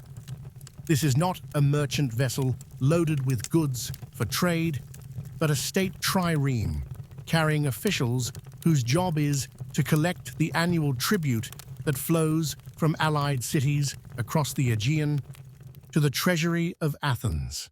The trireme, Salaminia, cuts through the morning waves with the efficient grace of a predator, its bronze ram gleaming beneath the waterline, its 170 oarsmen working in perfect synchronization. On deck, Callias, son of Hipponicus, reviews the tribute assessment lists that record the financial obligations of nearly 300 cities in the Delian League. Each entry represents a carefully calculated balance between what a city can afford to pay and what Athens needs to maintain its naval supremacy. The tribute system that funds Athenian power began as something quite different, a voluntary alliance of Greek cities united to defend against Persian invasion. In the years following the great victories at Marathon and Salamis, the liberated cities of the Aegean agreed to contribute either ships or money to a common fund administered from the sacred island of Delos. The arrangement seemed both practical and just. Each city would contribute according to its means to maintain the fleet that protected them all. But voluntary alliance gradually transformed into imperial domination as Athens discovered that tribute collection offered a more reliable source of naval funding than the unpredictable contributions of independent allies. Cities that provided ships had to maintain expensive naval forces and train skilled crews. Cities that paid money needed only to calculate annual assessments and transfer silver to Athenian collectors. The financial option proved so convenient that most allies chose it, unknowingly surrendering their naval capabilities to Athens. The mathematics of empire are staggering in their scope. At its height, the Delian League tribute brings approximately 400 talents of silver annually into the Athenian treasury, enough to maintain a fleet of 300 triremes for an entire campaigning season. Individual assessments range from tiny sums paid by poor island communities to the substantial contributions of wealthy commercial centers like Byzantium and Lampsakis. The tribute assessment process reveals the sophisticated administrative machinery required to manage an empire. Every 4 years, Athenian officials conduct detailed surveys of allied territories, examining agricultural production, commercial activity, population levels, and strategic importance. They interview local officials, inspect harbors and fortifications, and calculate each city's capacity to contribute to imperial defense. These assessments reflect more than mere taxation. They represent Athenian judgments about the economic and strategic value of different territories. Cities that control important trade routes pay higher assessments regardless of their agricultural wealth. Islands that provide naval bases contribute more than their apparent resources might justify. Communities that have shown signs of disloyalty face punitive increases designed to discourage future rebellion. The collection process itself demonstrates the realities of imperial power. Athenian officials arrive with military escorts, making clear that tribute payment is not optional.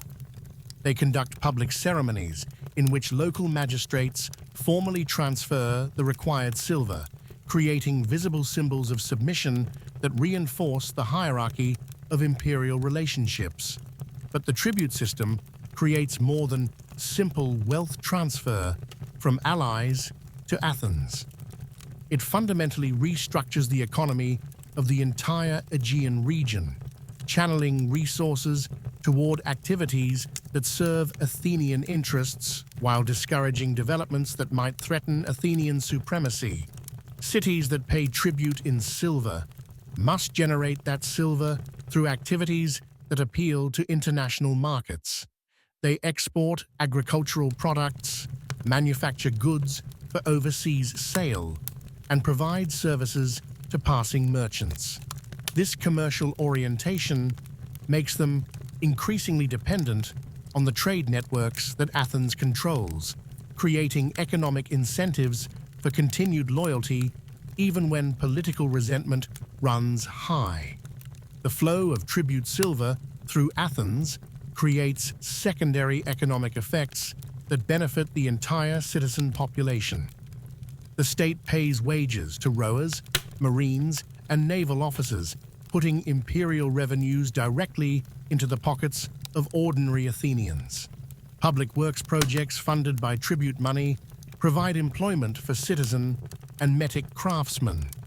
Religious festivals, supported by imperial wealth, offer entertainment and redistribution that reinforce social cohesion.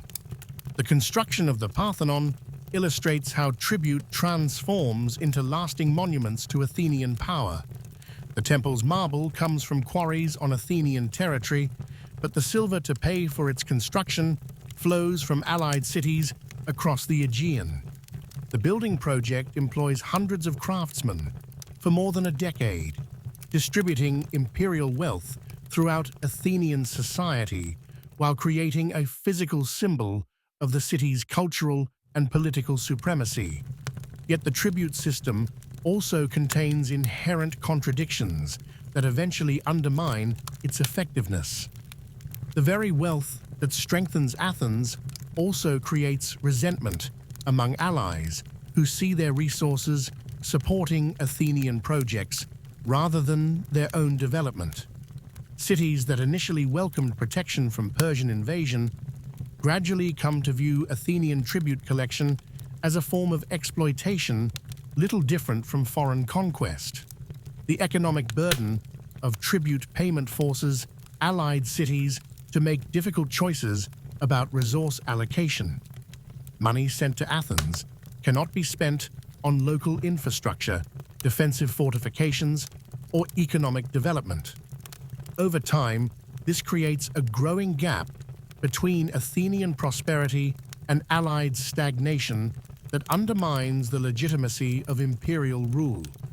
Now let us journey south to observe how Sparta approaches the economics of expansion through a fundamentally different model.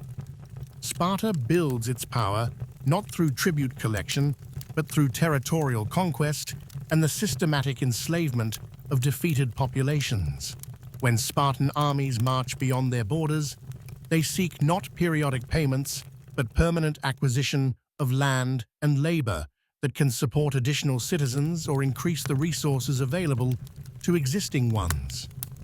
The conquest of Messenia in the 8th century BCE provides the foundation for Spartan power through a process that differs completely from Athenian imperial expansion. Rather than leaving the defeated Messenians as allied cities paying tribute, Sparta incorporates their territory directly into its own domain and reduces most of the population to helot status. This territorial approach to expansion creates different economic dynamics. The conquered land produces food, wine, and other necessities that support Spartan citizens without requiring complex administrative machinery for tribute collection. The enslaved population provides labor that frees citizens for military training and service. The integration is permanent and complete rather than the conditional alliance relationships that characterize the Athenian Empire. But Spartan territorial expansion also faces severe limitations that eventually constrain its power. Each conquest requires military resources to suppress resistance and maintain control. The helot population grows with each territorial addition, creating increasing security challenges for a citizen body that remains relatively small. Unlike tribute-paying allies who retain some autonomy, conquered territories require constant military oversight. The economic calculations that drive Spartan expansion focus on land and population rather than commercial wealth. Military campaigns target fertile agricultural regions that can support additional citizens or provide surplus production for existing ones. Strategic considerations center on defensible boundaries and secure supply lines rather than control of trade routes or commercial centers. This approach shapes Spartan military strategy in fundamental ways. Campaigns aim for decisive conquest rather than the limited objectives that might satisfy a tribute-collecting power. Battles seek to destroy enemy military capacity completely rather than simply demonstrating superiority sufficient to ensure continued payments. The logic of territorial conquest requires total victory rather than negotiated submission. The Peloponnesian War illustrates the clash between these different economic approaches to power. Athens fights to preserve its tribute-collecting empire, using naval superiority to maintain control over scattered allied cities while importing food and materials from around the Mediterranean. Sparta fights to destroy Athenian imperial power by attacking the agricultural base of Attica while building a coalition of cities resentful of Athenian tribute demands. The economic dimensions of this conflict extend far beyond simple military expenses. Athens must maintain expensive naval forces year-round to protect tribute shipments and deter rebellion. The costs include not just ship construction and maintenance, but also the wages of professional crews and the opportunity costs of citizens devoted to military rather than productive activities. Sparta faces different economic pressures from its chosen strategy. Territorial occupation requires permanent military garrisons that drain citizen manpower. The need to suppress helot revolts limits Sparta's ability to campaign abroad for extended periods. The rejection of commercial wealth reduces Spartan access to the resources needed for extended warfare. Both models of expansion ultimately prove unsustainable in their pure forms. Athenian tribute collection generates increasing resistance as allied cities develop the economic strength to challenge imperial control. The silver that initially seemed unlimited gradually becomes more difficult to extract as cities find ways to avoid or reduce their obligations. Spartan territorial conquest reaches natural limits as the citizen population becomes insufficient to control additional territory while maintaining security over existing holdings. The military training that makes individual Spartans so effective also limits their numbers, creating a demographic crisis that eventually undermines Spartan power. The economic legacy of both imperial systems shapes the development of the Greek world for centuries. Athenian tribute collection creates commercial networks and urban prosperity that survive the empire's political collapse. Cities that learn to generate silver for tribute payments continue those activities for their own benefit, maintaining the economic integration that imperial control once forced. Spartan territorial conquest creates lasting patterns of regional domination and agricultural exploitation. The helot system spreads to other areas where Spartan influence penetrates, creating forms of bound labor that persist long after Spartan military power declines. The agricultural focus that served Spartan expansion continues to characterize much of the Peloponnese, even as other regions develop more commercial economies. The contrast between tribute and territorial conquest also influences military technology and tactics in ways that extend beyond the immediate participants. Athens develops naval innovations that spread throughout the Mediterranean as other cities seek to protect or challenge maritime commercial networks. Sparta perfects land-based military techniques that influence warfare across the Greek world.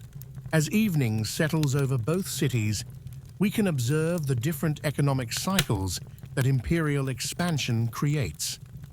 In Athens, treasury officials count the day's tribute receipts, while shipbuilders work by torchlight to complete vessels that will protect next year's collections. The silver flows in measured streams that fund the machinery of naval empire. In Sparta, military commanders review reports from garrisons that maintain control over conquered territories, while citizens gather in their common messes to share meals produced by helot labor. The land lies quiet under military occupation, its productivity absorbed into the support system for citizen warriors. Two models of expansion, two approaches to converting military success into economic advantage, two different answers to the fundamental question of how power should transform wealth and wealth should sustain power. The tribute flows like water finding its level. The conquered territories lie heavy and still under military control, and both ancient economic systems continue their patient work of converting military victory into the resources needed for continued dominance. The torches burn, late in treasuries and command posts, illuminating the careful calculations that transform conquest into prosperity, that balance the costs of empire against its benefits, that manage the eternal tension between the resources required to maintain power and the wealth that power makes possible. In the distance, we can hear the sounds of empire at work, ships being loaded for tribute collection voyages, garrison troops changing guard, administrators updating records of territorial production. These are the sounds of power being sustained through economic organization, of military success being converted into lasting advantage, of the patient daily work that transforms temporary victory into permanent domination. The accounts balance, the territories remain secure, and the ancient imperial systems settle into temporary quiet, preparing for another day of managing the resources that keep empires functioning, one careful calculation at a time. In the cool shadows of the Lyceum, where Aristotle teaches his students about the nature of human society, we encounter something remarkable. The moment when economic behavior becomes economic theory, when the practical arrangements that govern daily life transform into philosophical reflection about justice, virtue, and the proper organization of human communities. The great philosopher paces slowly among the olive trees, his voice carrying easily to the small group of young men who have come to Athens from across the Greek world to study with him. Today's discussion centers on a question that has puzzled thoughtful observers for generations. Why do some cities prosper while others struggle? And what role should the pursuit of wealth play in human life? Aristotle's approach to these questions reflects distinctly Athenian assumptions about the relationship between individual initiative and collective prosperity. He sees the household, or oikos, as the fundamental economic unit, a small community where different members contribute different skills to create wealth that no individual could produce alone. The man provides leadership and external connections. The woman manages internal resources and production.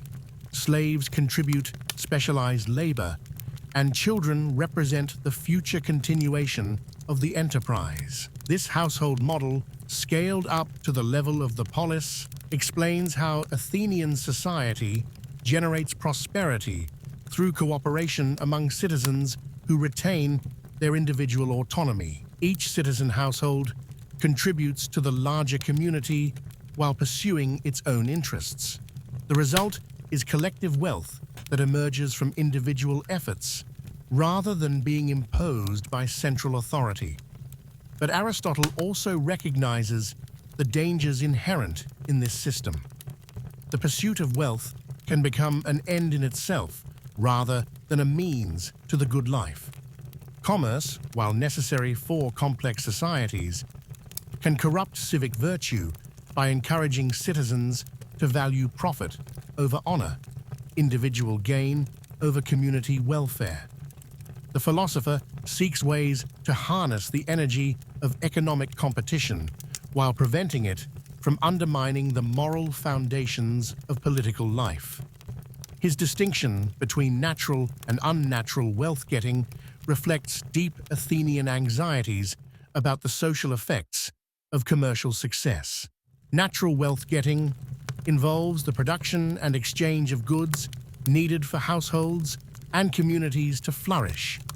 Farmers growing food, craftsmen making tools, merchants facilitating necessary exchanges, all these activities contribute to human welfare and deserve respect.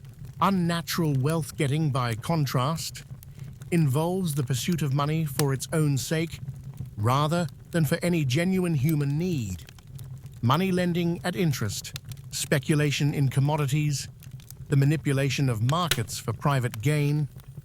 These activities create private wealth without corresponding public benefit. They represent a kind of economic parasitism that weakens the community while enriching individuals. This philosophical framework provides intellectual justification for Athenian policies that welcome productive economic activity while attempting to prevent its worst excesses. The openness to foreign merchants and craftsmen reflects recognition that trade and specialized production benefit everyone. The restrictions on usury and the legal protections for debtors reflect concern that purely financial activities might undermine the productive economy. The educational system that produces these philosophical insights also shapes economic behavior in subtle but profound ways. Young Athenian citizens learn rhetoric and mathematics not just as intellectual exercises, but as practical skills for commercial and political life. They study history to understand how other cities have succeeded or failed economically. They participate in symposia where they network with future business partners and political allies. This education creates what we might recognize as the world's first entrepreneurial culture. Athenian citizens expect to make their own economic decisions, to compete with rivals, to profit from their skills and efforts. They view commercial success as evidence of virtue rather than as something shameful or corrupting. The cultural celebration of individual achievement encourages the kind of risk-taking and innovation that drives economic growth. Religious practices reinforce these economic values while providing mechanisms for redistributing wealth and strengthening social bonds. Wealthy citizens sponsor festivals that demonstrate their prosperity while providing entertainment for the entire community.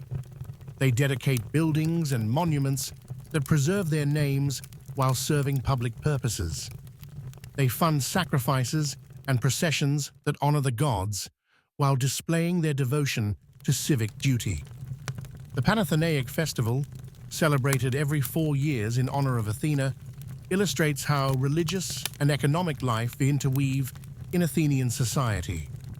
The procession that carries a new robe to the goddess showcases the finest products of Athenian craftsmen. The athletic and musical competitions attract participants from across the Greek world, demonstrating Athenian cultural supremacy while generating tourist revenue. The sacrifices and feasts redistribute wealth from rich sponsors to ordinary citizens who share in the celebration. But perhaps the most distinctive feature of Athenian economic culture is its openness to innovation and change. Citizens pride themselves on adopting new technologies, developing new products, and finding new markets.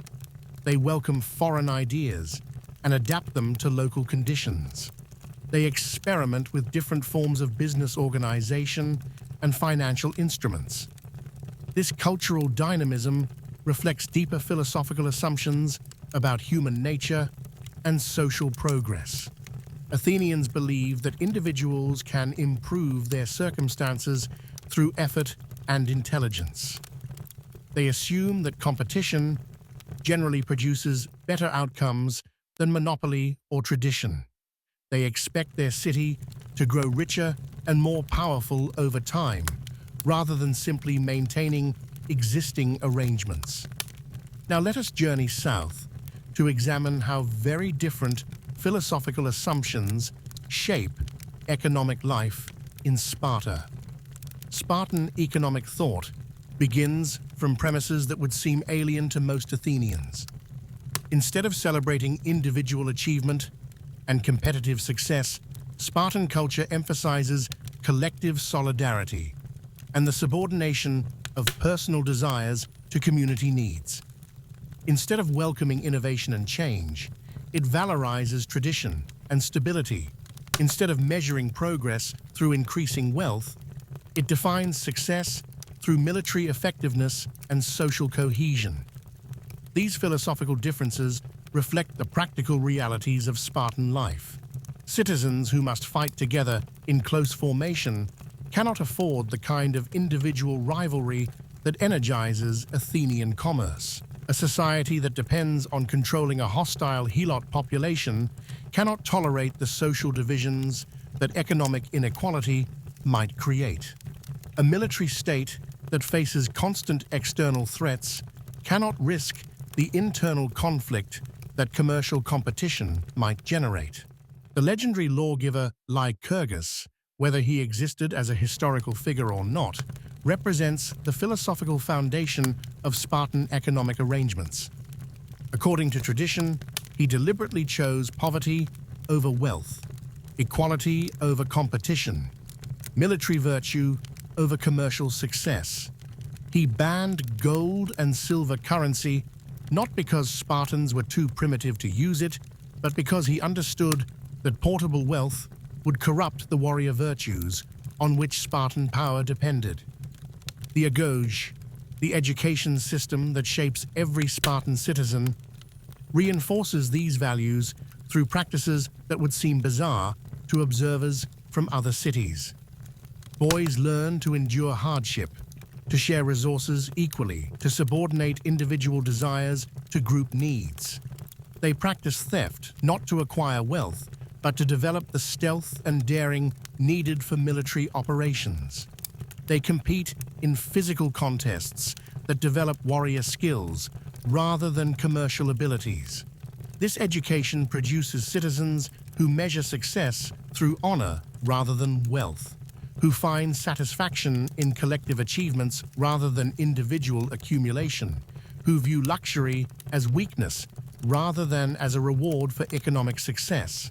The cultural values that emerge from this system create powerful incentives for the kind of behavior that maintains Spartan military supremacy while preventing the social divisions that weaken other cities. Religious practices in Sparta reinforce these military and social values. The festivals honor gods of war and civic unity rather than the commercial deities that receive prominence in trading cities. The sacrifices emphasize communal participation rather than individual sponsorship. The athletic competitions celebrate military virtues like strength, endurance, and courage rather than the artistic achievements that Athenians prize. The most distinctive aspect of Spartan economic culture is its deliberate rejection of material progress. Citizens take pride in using the same weapons, wearing the same clothing, and eating the same food as their ancestors. Innovation is suspect because it might disrupt the social arrangements that have proven successful. Luxury is dangerous because it might soften the warrior virtues that protect the community. This cultural conservatism reflects philosophical assumptions that differ fundamentally from Athenian beliefs about human nature and social development. Spartans assume that their ancestors achieved a nearly perfect social system that should be preserved rather than improved. They believe that human nature tends toward corruption and that only strict discipline can maintain virtue. They expect their city to remain essentially unchanged rather than evolving toward greater wealth or power. Yet Spartan economic thought is not simply primitive or unreflective. It represents a sophisticated analysis of the relationship between economic organization and political stability. Spartan thinkers understand that commercial wealth can undermine military effectiveness by encouraging citizens to value comfort over duty. They recognize that economic inequality can destroy the social cohesion that makes effective military action possible. The Spartan response to these insights is to design economic institutions that systematically prevent wealth accumulation while ensuring that all citizens have sufficient resources to meet their military obligations. The land tenure system eliminates the possibility of speculation or commercial agriculture. The currency system makes large-scale trade impossible. The sumptuary laws prevent displays of luxury that might encourage competitive consumption. These arrangements create a stable social equilibrium that persists for centuries with minimal change. Citizens cannot become wealthy enough to challenge the existing system, but neither can they become poor enough to lose their stake in its preservation. The result is a society that achieves remarkable internal cohesion at the cost of economic dynamism and cultural innovation. The educational institutions that maintain this system also limit its adaptability. Citizens learn to value tradition over innovation, collective harmony over individual achievement, military virtue over commercial success. These values serve Spartan society well during periods of external threat, but become liabilities when circumstances change and adaptation becomes necessary. The contrast between Athenian and Spartan economic thought illustrates fundamental differences in how societies can understand the relationship between wealth and virtue, individual ambition and collective welfare, material progress, and social stability.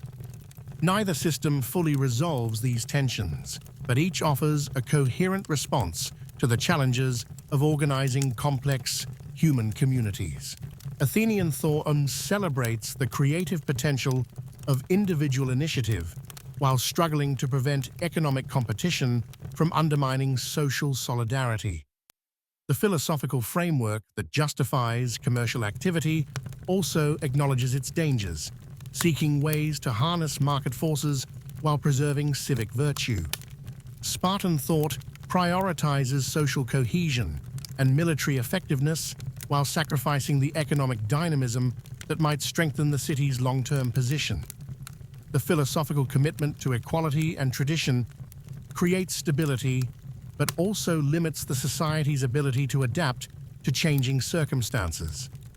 Both approaches prove partially successful and ultimately unsustainable.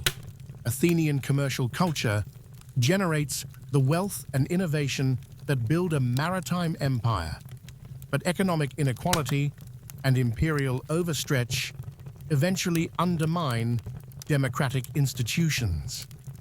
Spartan military culture creates a formidable army that dominates land warfare for centuries, but demographic decline and economic stagnation gradually erode the foundations of citizen society. As evening settles over both cities, we can observe how different philosophical assumptions shape the rhythm of intellectual life. In Athens, citizens gather in private homes and public spaces to debate questions of policy and philosophy, their discussions informed by the practical experience of commercial and political competition. The culture of argument and analysis that characterizes Athenian democracy extends to economic questions, creating a tradition of inquiry that will eventually produce the first systematic economic theories. In Sparta, citizens gather in their common messes to reinforce traditional values through ritual and story. Their conversations focused on military affairs and ancestral examples rather than innovative analysis. The culture of discipline and conformity that maintains Spartan military effectiveness discourages the kind of critical inquiry that might challenge established arrangements. The oil lamps that illuminate these evening gatherings burn steady and bright, fueled by economic systems that reflect fundamentally different ideas about human nature, social organization, and the proper goals of political communities. The philosophical discussions continue late into the night, exploring questions that remain relevant today. How should societies balance individual freedom against collective welfare? What role should the pursuit of wealth play in human life? How can communities maintain social cohesion while encouraging economic innovation? In the distance, we can hear the sounds of intellectual life settling into quiet. Students walking home from philosophical discussions, scribes copying manuscripts, citizens debating tomorrow's policy decisions. These are the sounds of ideas being developed and transmitted, of practical experience being transformed into theoretical understanding, of the patient work that creates the intellectual frameworks through which societies understand themselves. The ideas settle into temporary rest, recorded in manuscripts and memories that will preserve them for future generations. And the ancient economic systems they both describe and shape continue their eternal work of organizing human cooperation, guided by philosophical assumptions that determine not just how wealth is created and distributed, but what wealth means and why it matters. The stars have wheeled across the Mediterranean sky, marking the passage of another day in the ancient world. The torches that lit the evening's activities have burned low in their sconces, their flames flickering against marble columns and painted walls.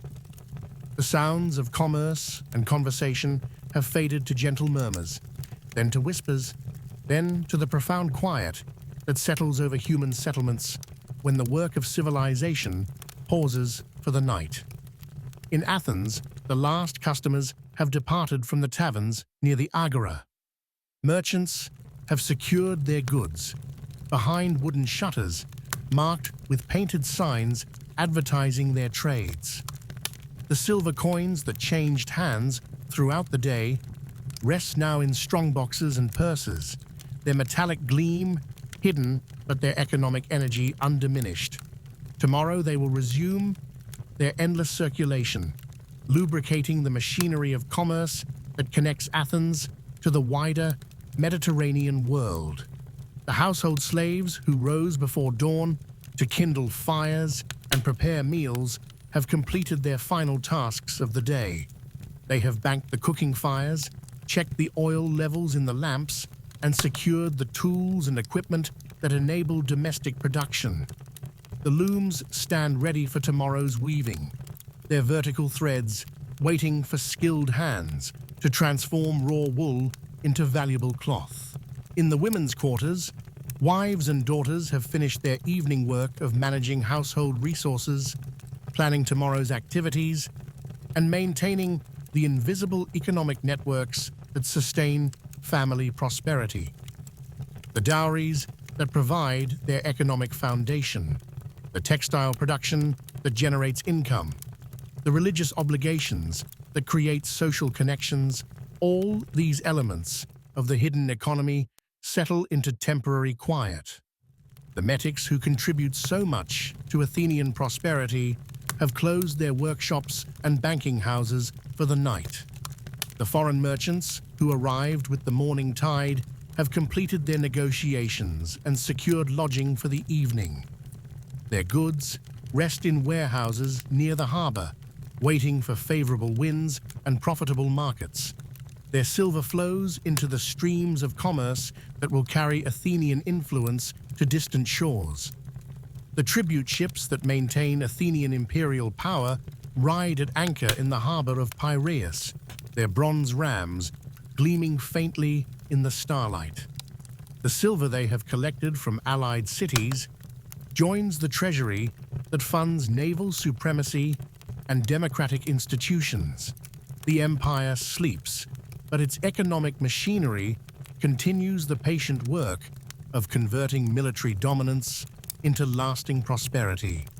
In Sparta, the evening rituals of the common messes have concluded with the traditional libations and shared songs that reinforce citizen solidarity. The warriors who define Spartan identity have completed their daily training and returned to their modest homes, their thoughts focused on tomorrow's exercises rather than commercial calculations. The iron money that symbolizes their rejection of luxury rests heavy and still in state treasuries. The helots who provide the agricultural foundation for Spartan power have returned to their villages after another day of labor, in fields they do not own, producing crops they cannot fully claim. Their expertise and effort sustain the warrior class, while earning them only subsistence and the constant threat of violence. They sleep uneasily, as oppressed populations always do, their dreams troubled by memories of freedom and hopes for liberation. The Perio-ECI, who handle Sparta's necessary commerce, have completed their day's work in workshops and trading posts scattered across Laconian territory. Their skills enable Spartan military effectiveness while excluding them from full participation in Spartan society. They occupy a middle space between freedom and bondage, essential yet marginal, productive yet unrewarded by full citizenship. The land itself rests under the protection of mountains that have witnessed centuries of human struggle over its resources. The olive groves of Attica and the wheat fields of Laconia reflect different approaches to agricultural organization, different assumptions about who should work and who should benefit. The soil that sustains both cities holds the accumulated labor of countless generations, their efforts transformed into the fertility that enables civilization. As we reflect on the economic systems we have explored together through this long night's journey, certain patterns emerge from the complexity of ancient arrangements. Both Athens and Sparta developed sophisticated solutions to the eternal problems of organizing human cooperation, allocating scarce resources, and balancing individual desires against collective needs. Neither system was perfect, but both represented genuine achievements in the long human struggle to create prosperous and stable societies. Athens chose dynamism over stability, innovation over tradition, individual opportunity over collective equality. The result was a commercial civilization that generated unprecedented wealth, supported remarkable cultural achievements, and created economic institutions that would influence human societies for millennia. But Athenian dynamism also produced inequality, social tension, and imperial overreach that ultimately undermined the very democracy it was meant to serve. Sparta chose stability over change, tradition over innovation, collective harmony over individual ambition. The result was a military society that achieved remarkable social cohesion, maintained effective institutions for centuries, and created a model of disciplined citizenship that inspired political thinkers from Plato to Rousseau. But Spartan stability came at the cost of economic development, cultural innovation, and basic human freedom for the majority of its population. Neither system fully resolved the fundamental tensions that characterize all complex societies. How can communities encourage individual initiative while maintaining social solidarity? How can they adapt to changing circumstances while preserving valuable traditions? How can they create wealth without corrupting virtue, maintain order without stifling creativity, pursue prosperity without losing sight of higher purposes? These questions remain as relevant today as they were 2,500 years ago. The specific arrangements that governed ancient Greek economic life have long since disappeared, but the underlying challenges they addressed persist in every human society. We still struggle to balance freedom and equality, competition and cooperation, individual rights and collective responsibilities. The genius of the ancient Greeks lay not in finding perfect answers to these questions, but in recognizing their fundamental importance and developing institutional responses that worked, however imperfectly, for particular times and places. They created the intellectual frameworks that we still use to analyze economic relationships. They invented many of the legal and financial instruments that make complex commerce possible. They established the political institutions that democratic societies continue to refine and adapt. Most importantly, they demonstrated that economic arrangements are not natural phenomena beyond human control, but conscious choices that reflect deeper values about justice, virtue, and the proper organization of human communities. Every society must decide how to organize production, how to distribute wealth, how to balance competing claims on limited resources. These decisions shape not just material prosperity, but the character of the people who live under their influence. The economic systems of ancient Athens and Sparta represented different experiments in human organization, different bets about what kinds of institutions would produce flourishing communities and virtuous citizens. Both succeeded in some respects and failed in others. Both contributed to the accumulated wisdom that subsequent societies have drawn upon in their own efforts to create prosperity and maintain justice. Now, as the ancient world settles into its final rest, let these thoughts settle gently in your mind as well. The complexity of economic systems, the ingenuity of human institutions, the persistent struggle to balance competing values and interests, all these themes resolve into the simple recognition that civilization is a collective achievement built through the patient cooperation of countless individuals pursuing their own goals while contributing to something larger than themselves. Feel your breathing slow and deepen as the rhythms of ancient life fade into memory. The marketplace voices that called out prices and quantities, the workshop sounds of craftsmen practicing their trades, the harbor noises of ships loading and unloading cargo, all these sounds of economic activity dissolve into the gentle silence that embraces sleeping cities. Let your body relax as the tensions of daily life release their hold. The economic pressures that drove ancient citizens to work and compete, to calculate and negotiate, to strive and achieve, these pressures ease as the darkness deepens and the need for rest becomes paramount. The silver coins rest quietly in their strongboxes, their circulation paused until tomorrow's commerce begins again. The iron bars lie heavy in Spartan treasuries, symbols of a different approach to wealth and value. The contracts and account books that record the day's transactions wait patiently for morning light to resume their testimony to human economic activity. Close your eyes and imagine the Mediterranean night settling over marble temples and modest homes, over busy harbors and quiet villages, over the countless places where human beings have gathered to create the wealth and institutions that make civilized life possible. The stars that shine above ancient Greece are the same stars that shine above us tonight, connecting us across the centuries to the struggles and achievements of our distant ancestors. Let the gentle sounds of night in the ancient world lull you towards sleep. The soft lapping of waves against harbor walls, the distant murmur of late conversations, the rustle of wind through olive groves, the quiet breathing of sleeping cities. These are the sounds of human communities at rest, of economic systems pausing their endless work of organizing cooperation and managing resources.